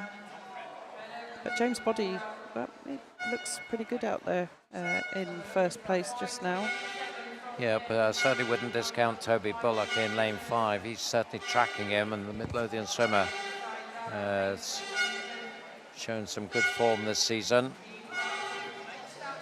And a little bit faster on that split than James, so he's only 8/10 back now, 5:27.20, so around about 67 pace for the hundreds. Then it is Aidan Anderson, as you said, ahead of Callum Sinclair, and Aidan is picking it up nicely. He's had a steady start, but he's sort of certainly growing into this race now. The youngster from the University of Aberdeen. He was silver medalist last year, and you fancy him to go one better today. So that is your top 3. Callum Sinclair has recently moved to Warrender. It was part of the Swim West Lothian group, which of course has disbanded fairly recently. So he's found a new home at Warrender. And then you can see the big gap, nobody else in camera shot behind these 4. Let's see as they turn, we'll start to see them. You can see lane 0 just appearing in Iniscal. And not far behind him, you can see there up at the top, Aaron Drake and Connor Aspinall. So that race is continuing fairly tight in the 16 age group. Of course, it assumes that they are going faster than Alex Clark. I'm not sure they will be. Whether we can keep a sighting of that. So Aaron Drake, there's 6:51. And I think that is slower than the previous heat. At this stage in the race by maybe about 5 seconds, so they have to be aware of that. I think that they might think they're just racing each other, but they're also racing the clock. But as we focus back on the front, and James Body's holding that lead pretty steadily now, down to body length up still on Toby and Aidan. Callum Sinclair dropping back somewhat. It's quite nice to have a tight race in a 1500 free, isn't it? Aidan Anderson, I think he didn't get split up at the far end, but I think he's the fastest swimmer in the water at the moment. Not that there's a lot between these 3. Aidan Anderson, though, is drawing up alongside Toby Bullock in terms of the race, perhaps with his eyes on James Body in the lead. So it would certainly be a bit of a feather in Aidan's cap if he could beat the 17, 18-year-olds. see that. 32.9. We didn't get a split there for Aidan at that turn. But he's now alongside Toby. But James just gradually increasing his lead, I think, now. James Body, as I said, did his time at last year's Scottish Summer Meet. He was bronze medalist in this event last year. So can he up that to gold this year? Goes through 8:47.72 at the 800. So pacing 66.5 or thereabouts.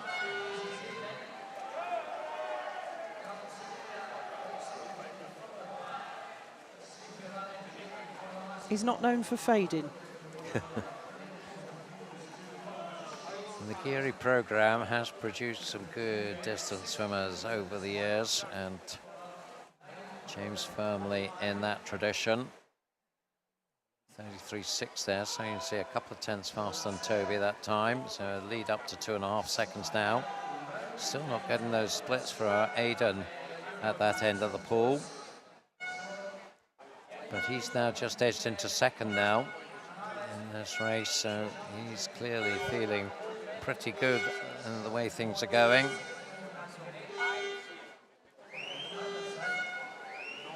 I'll just check on the gap between James and Aidan at this point. So it's almost exactly 2 seconds. Now 8 tenths between Aidan and Toby.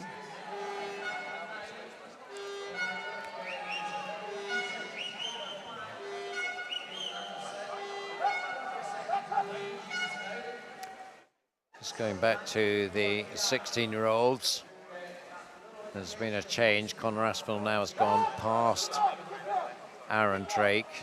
He goes through 10:20. He's still behind the Alex Clark's time, though. 10:16 he was at that stage. So Conor will have some work to do if he is to pick up gold. James Body still leading them. Now firmly in second place, Aidan Anderson. So it was a 2-second gap.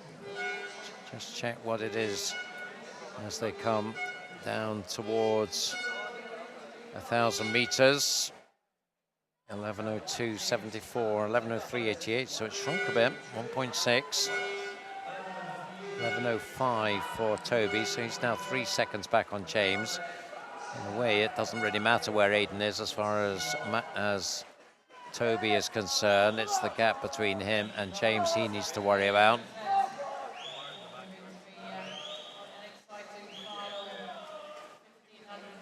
Yes, Aidan, a relatively recent move to the university programme, and it's obviously suiting him very nicely indeed. This will be his home pool. Certainly his results this season have been pretty spectacular, haven't they? It just seems that every time he goes into the pool in different events, he is putting in good times, best times. He must be feeling very confident as well. I mean, that's a very confident approach he's taken to this race, isn't he? He starting off so easily, just relaxing, easing into the race, and then working hard towards the middle of it. It'd be interesting to see what he can do in this final third. So he's only 1.3 back now on James. The lead between James and Toby now up to 4 seconds. So Toby's, I wouldn't quite say alarm bells ringing quite yet, but not far away from it. He can't afford that lead to grow anymore if he's got any chance of getting to the top of the podium. So Callum Sinclair now out of shot, so it is these three well clear. There's Callum appearing in 4th place, so a long way back now, and then that big gap to 5th. Where are they? Can't see them. There we go. Conor Aspinall now has moved up to 5th, ahead of Aaron Drake up in lane 8. But at the front, James Body bringing it down to 1,200 meters. Nice shot of his turn there. 13, 16, 10. 13, 17, 7. So 1.6 now the gap. So maybe, well, is James just picking up the pace? Certainly feel like Toby is working quite hard in lane 5, but not really making an impact on this lead.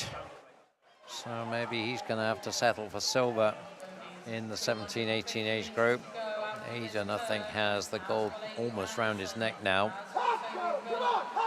And we'd probably say the same for James. So equal splits there for James and Toby. Again, not getting that split at that end for Aidan. But he is in between the two in the top age group. Toby 17 and James 18. So James in his final appearance at national age groups. So 200 to go. 14:23.73. The gap back down to 1.3 again. Oh.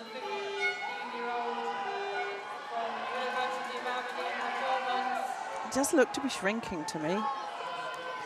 Yep. We probably won't get a split here again to help us at this turn. So let's judge on distance where they are relative to each other. So James, I mean, like I said, not known for fading. I would expect him to have a strong finish as well. But Aidan Anderson does look very determined indeed. But you can see now James' body has started to move ahead. He's not going to be caught, I don't think. It's getting very interesting. That 16-year-old time is out of shot, but Conor Aspinall was a 14:59. Now he's only about half a second behind the Alex Clark time. So if he can bring in a strong finish, he's got a chance of gold. But there's James' body getting the bell. 15:29.90. So he's got that lead up to 2.5 seconds now. Again, it's, as I said, it's pretty academic, really. The gap between the two at the front, different age groups. Toby Bullock now will definitely have to settle for the silver. Well, you mentioned, though, James's time was from the summer meet last year, 16:57. Well, he's going to be well inside that, isn't he? I mean, he's going to be down at the mid-1630s. Yeah, let's see if he can really turn the gas up down this last length. It's been a really impressive swim, very nicely measured. It is, as you say, going to be a big PB. And here he comes then, just lapped Aaron Drake, and coming in, here he comes. Well played indeed. In fact, it's Aidan Bruce, he just lapped 16:32.65, so really turning it on there, a 30-point. 16:37.31 for Aidan, and that's a 9-second improvement for him, 9.5. 16:40 for Toby. He's got to be happy with that 6-second improvement. Here comes Callum Sinclair, just on the 17 minutes. So that will be good for a bronze medal in the 17-18 age group. Now, let's check on Conor Aspinall's time. He has to beat 17:14.96. And he comes in, oh, not quite, 17:16.67. So I think that will be silver for Conor. And Aaron, 17:20, probably the bronze. Next in is Scal, 17:27. And that's pretty tight now behind them for the remaining spots. Aidan just ahead of Lewis, 17:42 and 17:43. I was just looking there, the record for the 15-year-old boys is 15:41.73. You're good on these things, Duncan. Do you know who that belongs to? I think it might be Solomon Butt. No, really? I'm slightly guessing here. Yeah, I mean, Luke Hornsey has made remarkable inroads of late, but I don't think he was that fast at 15. Richard Laird, maybe? 15-year-old Oh, I'll swimmers? tell you who I think it might be Angus Barr. Ah, yes, yes. It might well yes. be I Angus was- Barr, but I'm guessing Got my wrong South Lanarkshire swimmer, if didn't I? anyone Yeah. wants to look up those age group records, you can Yeah. confirm But that's it for us. extraordinary, really, 15:41. Yeah. I say it's faster than the 16-year-old record, as it happens. But yeah, that's not to do down any performances today, but that was pretty amazing. Oh, we've got our swim off.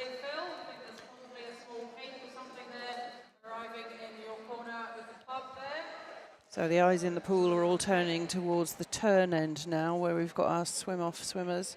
In lane 4, we have Mia McLeod from Heart of Midlothian, and Heidi Wren goes in lane 5 for City of Glasgow. Nothing to separate them after the heats, so this for the best opportunity to get into the final as a reserve. Yes, I'm a little confused because those are not the swimmers I was expected to see, to be honest. But let's just check out on that.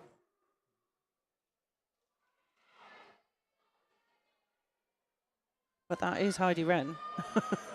Yep, certainly is, and it is Mia Mia McLeod. McLeod, yes. So let's see if we can just figure out what's going on there.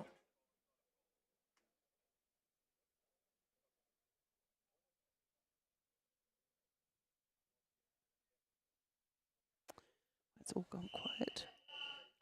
No test to start. Just going to go straight for it. So the swimmers in 4 and 5, nothing to separate them from the heats. Yes, so this is actually for a place in the final. They were joint 10th, 28.41 in the 17-18. So let's see what they can do here. Head to head. Longer underwater work for Heidi Wren. Mia McLeod came straight up towards the surface. And,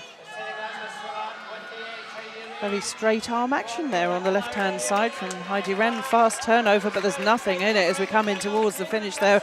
We're looking at in the pool, and I can't separate them. Oh, my goodness. 27.81, 27.88. It did look as though Mia just touched first, and it was. What a good race. Mia McLeod just nicking it by 700ths. And as is always the case, both of them considerably faster than they were in the heats, about 6-7 tenths. So well done. But Mia gets that last slot in the final, 27.81. Do you think that's pressure, or do you think it's physics, Duncan? I mean, I know that there's nobody swimming to either side, so there's going to be no waves or anything like that. But I think it's mental pressure. Do you think? Or maybe we just all touch the pads a little bit early, or maybe do the start signal before the actual start for these swim-offs, because it is always the way, isn't it? They're always faster. It is always the way, yes. But I think it probably should be the psychology of it. You're head-to-head against a swimmer you know did exactly the same time as you in the heats. So you know you've got to give it your all. You know that there's a reward for the winner. So, yeah. And you know that everybody is watching you. Yes. Because there's nobody else there. So we've got some medal presentations, have we? This is for the 1,500 metres. Yep, so here they come. They all look fresh as daisies. Not so sure. Callum was still blowing a little bit there on the right-hand side there of the bronze medalists. So your bronze medalist then. Blake Herdman in that very snazzy Inverclyde outfit. Ian Wright, the Scottish national coach, making the presentations here. Aaron Drake of Warrender in the 16 age group. And his teammate Callum Sinclair gets the bronze in the 17-18s. Slide over to the silver medalists. And it is Andrew Patterson, the silver medalist in the 15-year-olds. Connor Aspinall of East Lothian in the 16-year-olds. He's still blowing a bit from that last heat. And Toby Bullock looks pretty fresh, actually, after his swim. It was a PB. And a nice swim from Toby from Midlothian. And there's your gold medalists and your Scottish national champions. University of Aberdeen's Aidan Anderson in the 15-year-old age group. He looks pretty chuffed, doesn't he? Yeah. So he should. Alex Clark. So Alex Clark, all the way from Singapore, goes home with a gold medal. And the 17-18s, James Boddy with a very impressive swim, huge PB. And he is our champion in the 17-18s. Photo time. You'll be able to see those photos on the Scottish Swimming Flickr channel. I like Relays. that. Yeah, yes, I'm excited for those. I love this shot. It makes the pool look as though it's about 100 metres long, doesn't it? I always remember my son as an 11 or 12-year-old going to Toll Cross for the first time, and his jaw dropped. It's a really long way. How can I swim in this pool? Yes, certainly. I mean, at the time, when we first, the club that I work with, Afford, when we first went to Tollcross, we were swimming in a 20-metre pool, and everybody sat up in the balcony, and as you say, was suitably impressed by the size of an Olympic-sized pool. You know, 50 metres long, 25 metres wide, and Tollcross, as you know, has got a 4-lane, 25-metre pool that we used to use for swim down before the 50-metre one was built for the Commonwealth Games in 2014. And all the swimmers looked at it and said, "Oh, look at that wee pool." Says, "Well, that wee pool is bigger than the one we've got at home." But it's deceptive. So, right, so we've got 4 by 100 metres relays now. 3 heats go in this one. This is in the 14-16 age group, so they're all the same age group. They're all battling for the medals. So the lineup: Aberdeen Dolphins, Ren 96, Warrender's B team and the Hearts B team. The swimmers doing the first legs: Heather Clubb, Charlotte Craig, Iona Robertson and Alanya Brown. Good start from the Dolphin in lane 3. Heather Clubb, she's having a good meet. We were talking to her coach Laura Bowie earlier, weren't we? And she was saying that she was really delighted with how Heather was swimming. And that's a good first 50 on that on the relay, 30.86. All A teams, are they? Oh, the Warrender Bath Club and the Heart of Midlothian are B teams. Yep, and so the other 3 teams all well matched here. Very little choose between them, but Aberdeen Dolphin have made the early move from Heather Clubb, up by a body length and a bit. So she's put in a good shift at the front of the Aberdeen Dolphin relay. She's going to hand over to Iona Riki Ayala. 1:04.48. So only half a second lead. It looked like it was going to be more than that. Warrender B team now have Naomi Cochrane in the pool.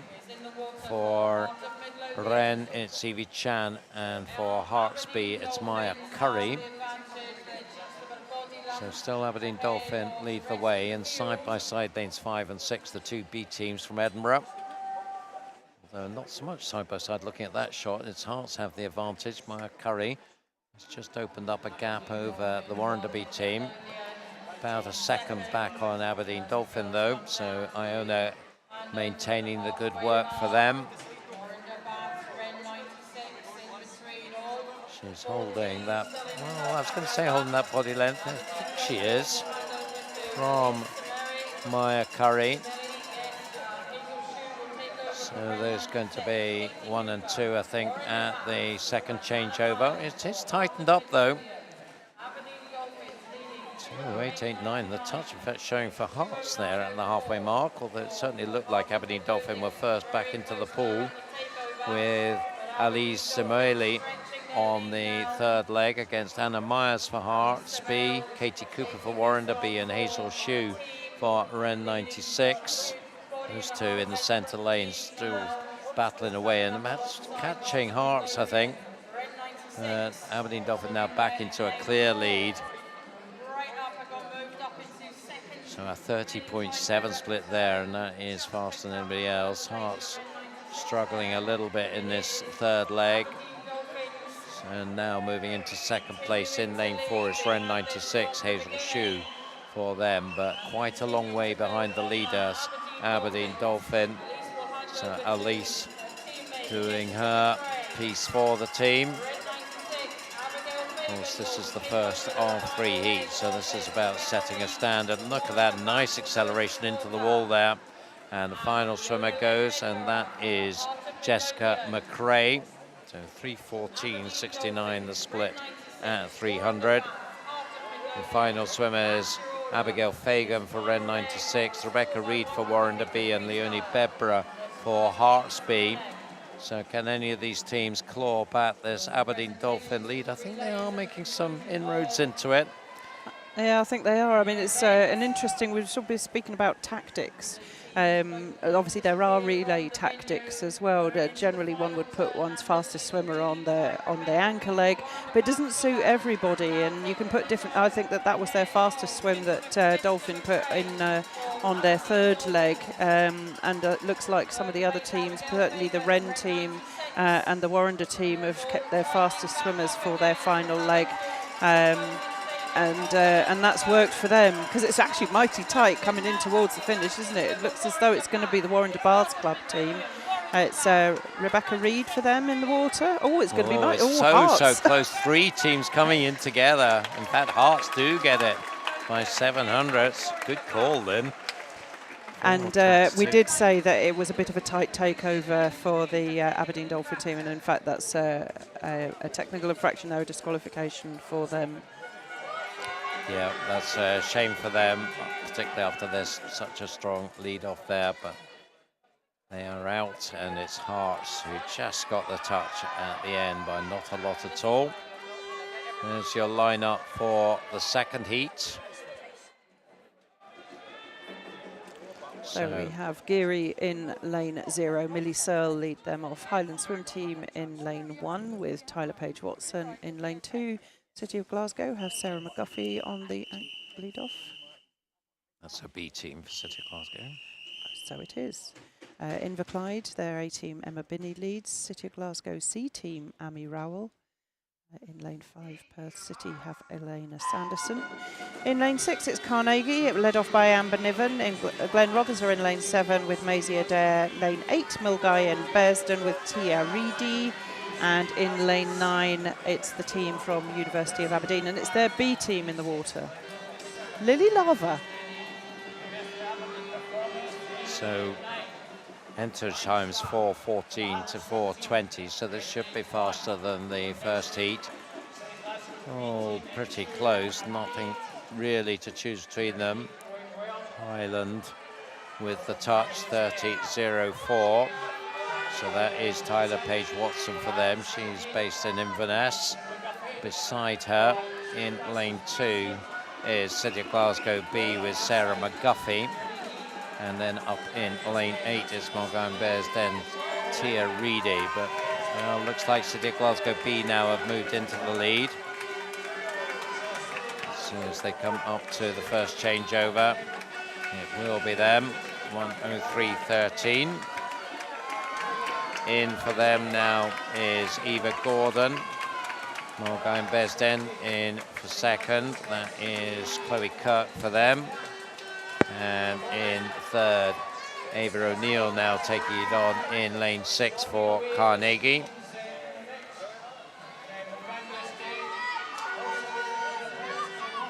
City of Glasgow looking to try and take control of this one now.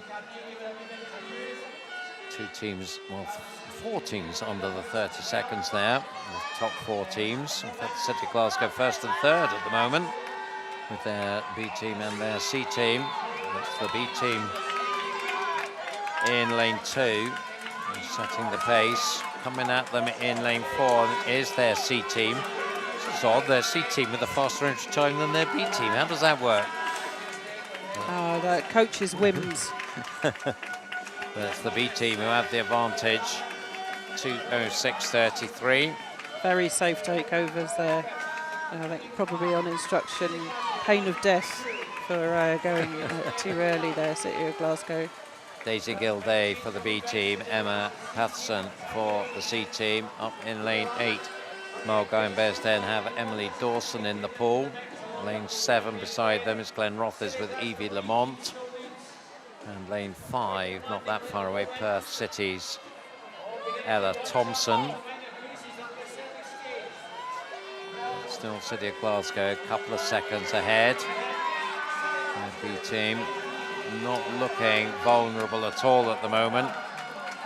Maisie Gilday, if anything, building that lead now. It's a tight contest for second. There's 4 teams in a line pretty much, moving up nicely in 5, Perth City. City of Glasgow B team firmly in control. Final swimmer goes 3:10.84, and that final swimmer is Lula Milne. Perth City have Grace Renfrew on the anchor leg in lane 5. Over in lane 8 for M&B, it's Iona Hickson. Then behind them, lane 7 is Glen Rothes with Amelia Burrell, and lane 4 is City of Glasgow C with Niamh Scott, but nobody's going to catch the City of Glasgow B team, turning for the final time, a 29-3 split there. M&B up to second place now, just ahead of Perth. Well, this is about City of Glasgow B team, and they are going to set a nice time here. Their entry time was 4:16. They'll be comfortably inside that. Good strong finish from Perth City. I think we'll take second, but it's City of Glasgow 4:13.71 for the B team. That was a strong final length there for Perth City. Grace Renfrew. Grace Renfrew, yes, 31.9. Yeah, very good. So those are the times for the second heat. And so all safe. most of those swimmers faster than the first heat. So 4:13.71 will be the time to beat for our third heat. And there's your lineup: Midlothian, Warrender A, City of Glasgow A. In fact, they're all A teams here. South Lanarkshire, East Lothian, Dumfries, Hearts, University of Aberdeen Performance, South Ayrshire and Stirling Swimming.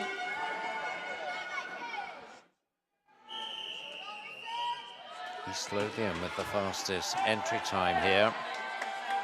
They did win the 4x2 yesterday.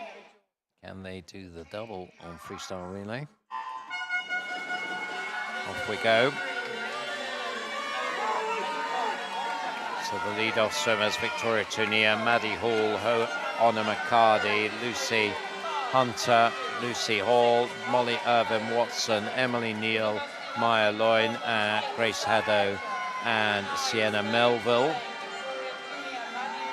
Good start from Warrender in lane 1, Maddie Hall. Has she got the touch at the 50? I think she has, yes she does. 29.09, South Ayrshire second and Dumfries third.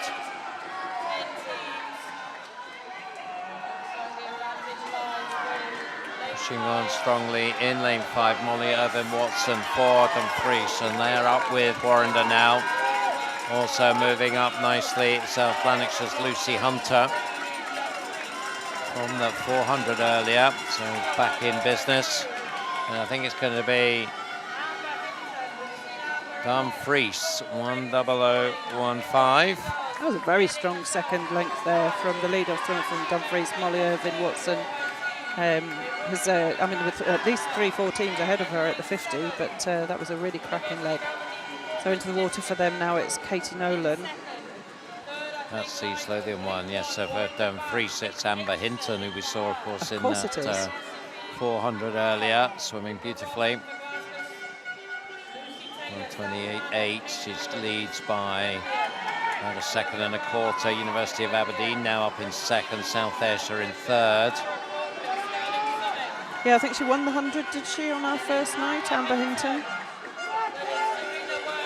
And so Dumfries in a strong position here. I think they have put their strongest players out on the front too, though, so it'll be up to the others to try and hold on to this lead. But they've been given a nice place to take it from. 1:59.85, up by nearly 2.5 seconds. in the water now for the Fries is Anna Dunlop. Second place in lane 7. That's University of Aberdeen, Madison Stewart in for them. Then it's lane 8, I think, South Ayrshire, Ruby McInnes. And then it's East Lothian with Isla Wetton on the anchor.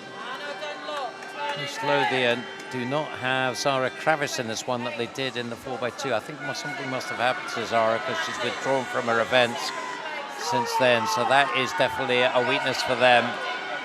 They have to try and overcome, but leading the way still comfortably is Dumfries. So Anna Dunlop has certainly put in her shift here and is holding that lead nicely over University of Aberdeen.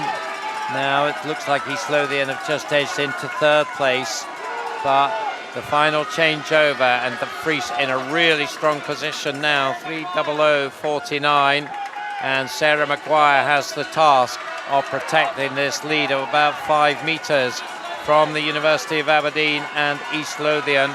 On the anchors for University of Aberdeen is Sophia McMahon. It's Anna Lawson for East Lothian. For Warrender behind them, it's Caitlin Reid. So they're your top 4 teams. The gap is shrinking a little bit here.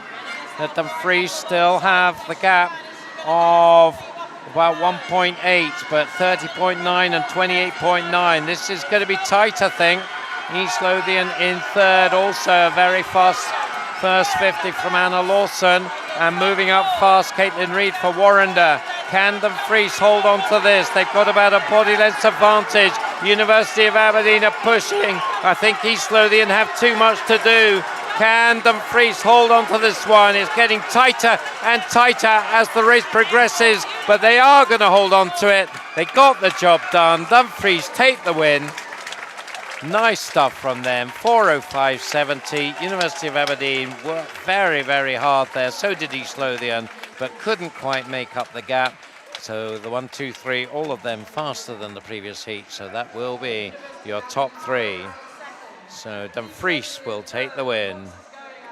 University of Aberdeen, the silver, and East Lothian, the bronze. Well, the atmosphere here in the pool was electric for that one, wasn't there? What a racket. Yeah, of course, it's helped by the fact that there was the Aberdeen team who have been very noisy. University of Aberdeen team, I should say, just to be precise. And lots of noise coming from their guys. Silver medal. I'm sure they would like it to be in gold, but not quite there. So we finish off with 2 heats now of the 17 and over 4x100 freestyle relay. You saw the lineup there for the first of them. 5 teams, just checking they are all there, and they are. So we have Highland. So they go in lane 2, Step Rock in 3, 4 is Sterling Swimming, Carnegie in 5, University of Aberdeen in 6. University of Aberdeen is a B team. So the lead-off swimmers, Caitlin Urquhart, Freya Headley, Perry Scobie, Iona Casapidis and Madison Cool. Caitlin Urquhart putting in a good start for Highland in lane 2. Yeah, it's good to have 2 heats of the 17 and over. I mean, the meet's not really geared towards the older swimmers. It's the individual events, 18, obviously the older stage, but there are still places at stake in the British Summer Championships in this event for the 17 and overs. So there's swimmers that are travelling from all over the country that aren't in any individual events in order to qualify their teams for the British Championships. British Summer Championships they are, aren't they? Of course, now I think they're calling it the Next Generation Championships, oh, is it? Whatever. For Aquatics GB. I'd said that out loud, didn't I? Whatever, yeah. Next Gen, yes. The British Next Gen thingies. Yes, anyway, the Summer Championships, that will be in July. So this is a great start from Highland. So good opening leg from Caitlin Urquhart and Alison Wood picking it up and taking it on. And they've got a big lead now. The other 4 teams well matched. Isla Headley for Step Rock, Anna Lee for Sterling Swimming, Georgia Adamson for Carnegie and Kirsty Brichem for University of Aberdeen B. But at the moment, they don't have any answers to the Highland problem. Edging into second now is Step Rock, Isla Headley, 20-year-old from Step Rock. Getting a nice close-in shot there as we see Alison Wood coming up to the end of the second leg for Highland, 2:03.62. Yeah, so we were talking about the different places that the Highland swimmers come from. Alison Wood, Tain based. And it's great, I think, that these swimmers can get together to compete in relays. There's a lot of relay events in the North District Championship, so there's lots of practice there, but not for the Highland swim team because the composite or joint teams don't get to swim together. So Tain would be an individual team, so they swim as their individual component clubs. So great for them to be able to get together and compete as a full team here. Yes, and I guess a small team like Tain would struggle to put together a relay team. Maybe could do it mixed. Yeah, for the older age groups as well. I mean, but people will tend to go to university once they get to 18. So this kind of age group, you're not going to be able to.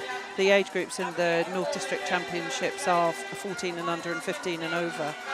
So you probably could put a team together. And Tain, although it's not a huge team, they've got some really strong swimmers. So final swimmer for Highland is Charlie Adams. So she's got the job of finishing it off here. But pushing up now is Carnegie with Gemma Brown. And they are making progress here. And on their shoulders, well, not quite on their shoulders, Emily Reef, very experienced swimmer for University of Aberdeen. So she could push hard in this one. Slightly surprised she's not in their A team. But let's see, this is going to get tight now. Maybe Carnegie are going to come through and nick this one. They are only 400ths behind at the final turn then. Gemma Brown has got really her mojo going here. Emily Reich also pushing on strongly, but it's Carnegie in lane 5 who've come through and have a body length lead. I think University of Aberdeen B are now into second. Highland will try and hold on to third as Sterling Swimming come at them, but it's going to be the Fife-based team, Carnegie from Dunfermline, who will take the first heat in 4:12.29 after a very nice anchor leg from Gemma Brown.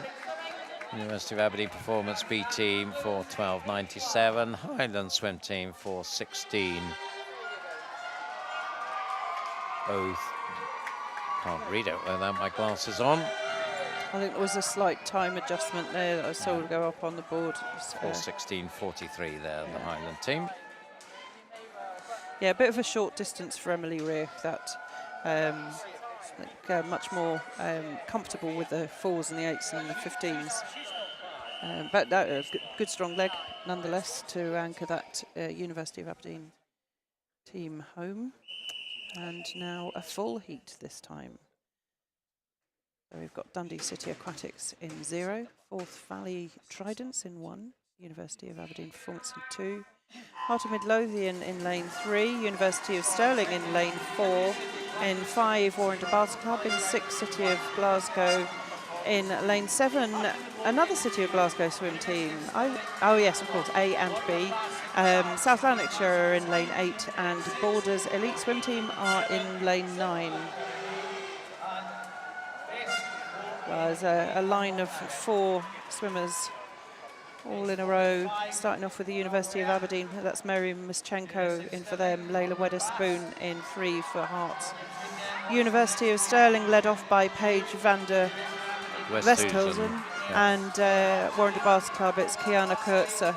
It's pretty close for them, but Mary Mischenko, one of those swimmers who doesn't have an individual event because she is too old for the Scottish national age groups, competing in this event, and I think she's going to bring the University of Aberdeen team in first place after the first leg. So Mary handing over to Kaylin Hall, another one of those swimmers who perhaps we're more used to seeing swimming those longer distances. Closest to her is the team from the University of Stirling. In the water for them, it's Josephine Klein.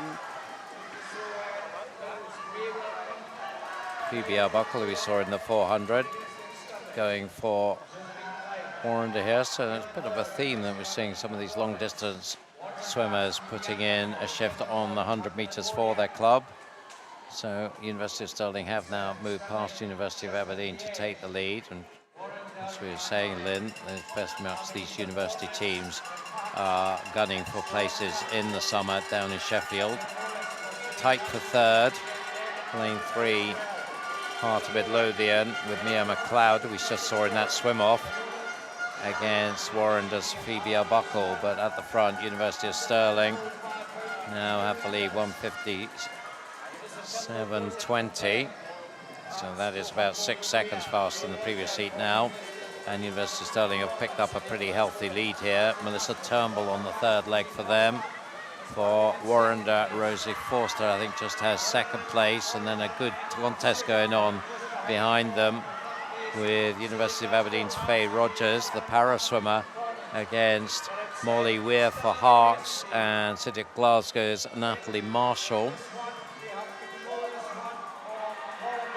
Molly Weir and Natalie Marshall were club colleagues up until a couple of months ago in West Lothian, but they've moved separate ways.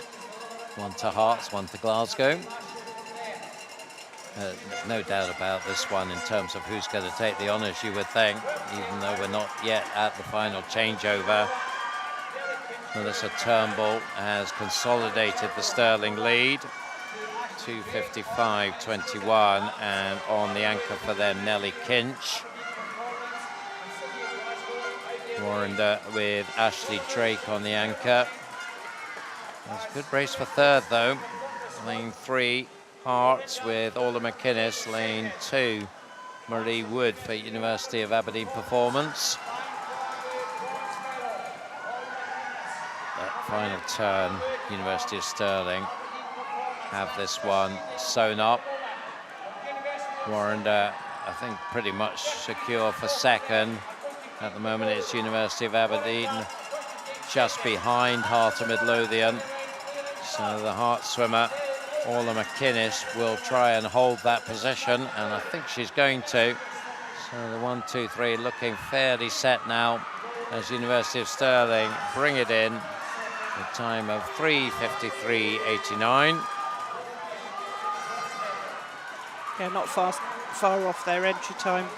I'm guessing that the swimmers that are swimming are actually the ones that were originally intended to be. It's not always the way, particularly for travelling teams that haven't got any other events. But yeah, good win there for University of Stirling, 3:53.89. Warrender Baths in second, 3:57.92, and also inside the 4-minute mark, the team from Heart of Midlothian, 3:59.94. So I think that's it for the swimming, is it, Duncan? It is, yes. We have the relay presentations before we go off air, but it's been good fun this morning. And unfortunately, a technical infraction there. The team in 0, I don't think we... that's unfortunate for the team from Dundee City. What was your favourite? What was my favourite? Oh, that's a tricky question. Give me a moment to think about that one.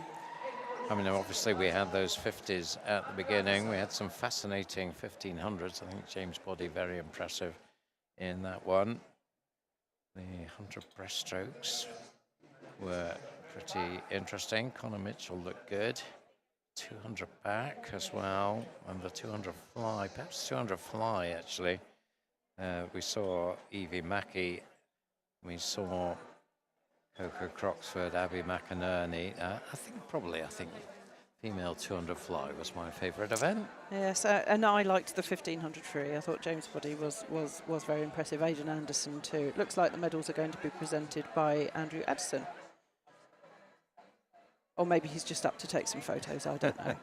Yeah, we'll find out in a moment. It's the 14 to 16s who will be up first. 14 to 6-year-old age group in the 4x100 freestyle relay. So here they come. Our bronze medalists are the team from... So East Lothian take the bronze medal. Lucy Hall. Team Lucy Hall, Kate Nolan, Isla Wetton, and Anna Lawson.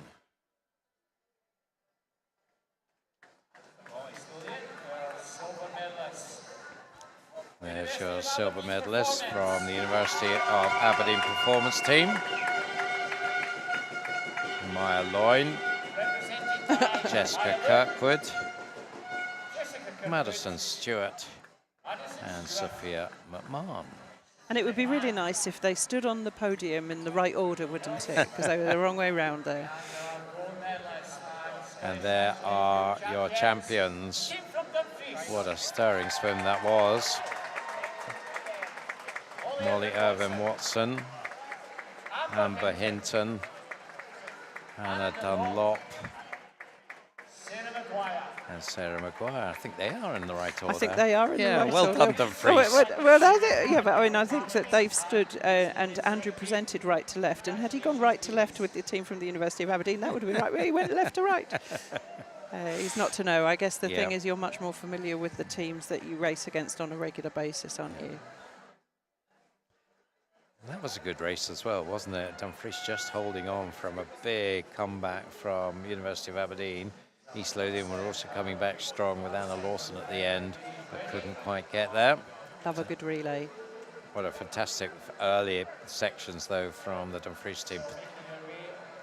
Particularly impressed, I think, with Anna Dunlop, actually, in that one on the third leg. She, I thought, held on to that lead really well, and that was what did it for them, I think, that they have that big lead going into the anchor leg. Well, you did say, just I think as she went in, or I think the front-ended their race, but actually she swam a stormer, didn't she? Yeah. So the Hearts team then picking up the bronze medal in the 17 and overs. The Hearts team, Layla Weatherspoon, Mia McLeod, Molly Weir and Orla McInnes. There are your silver medalists from Warren de Bass Club. And they are Kiana Kurtzer,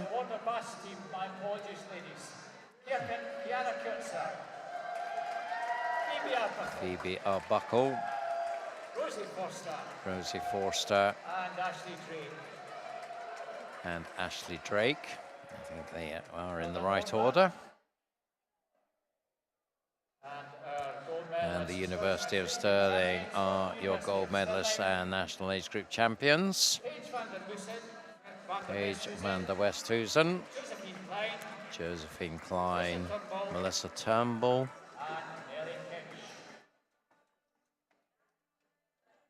and Nellie Kinch. So as you said, Lynn, making the trip up just for this relay. So imagine they will be heading back down the A90 to Stirling this afternoon. But congratulations, well worth the trip.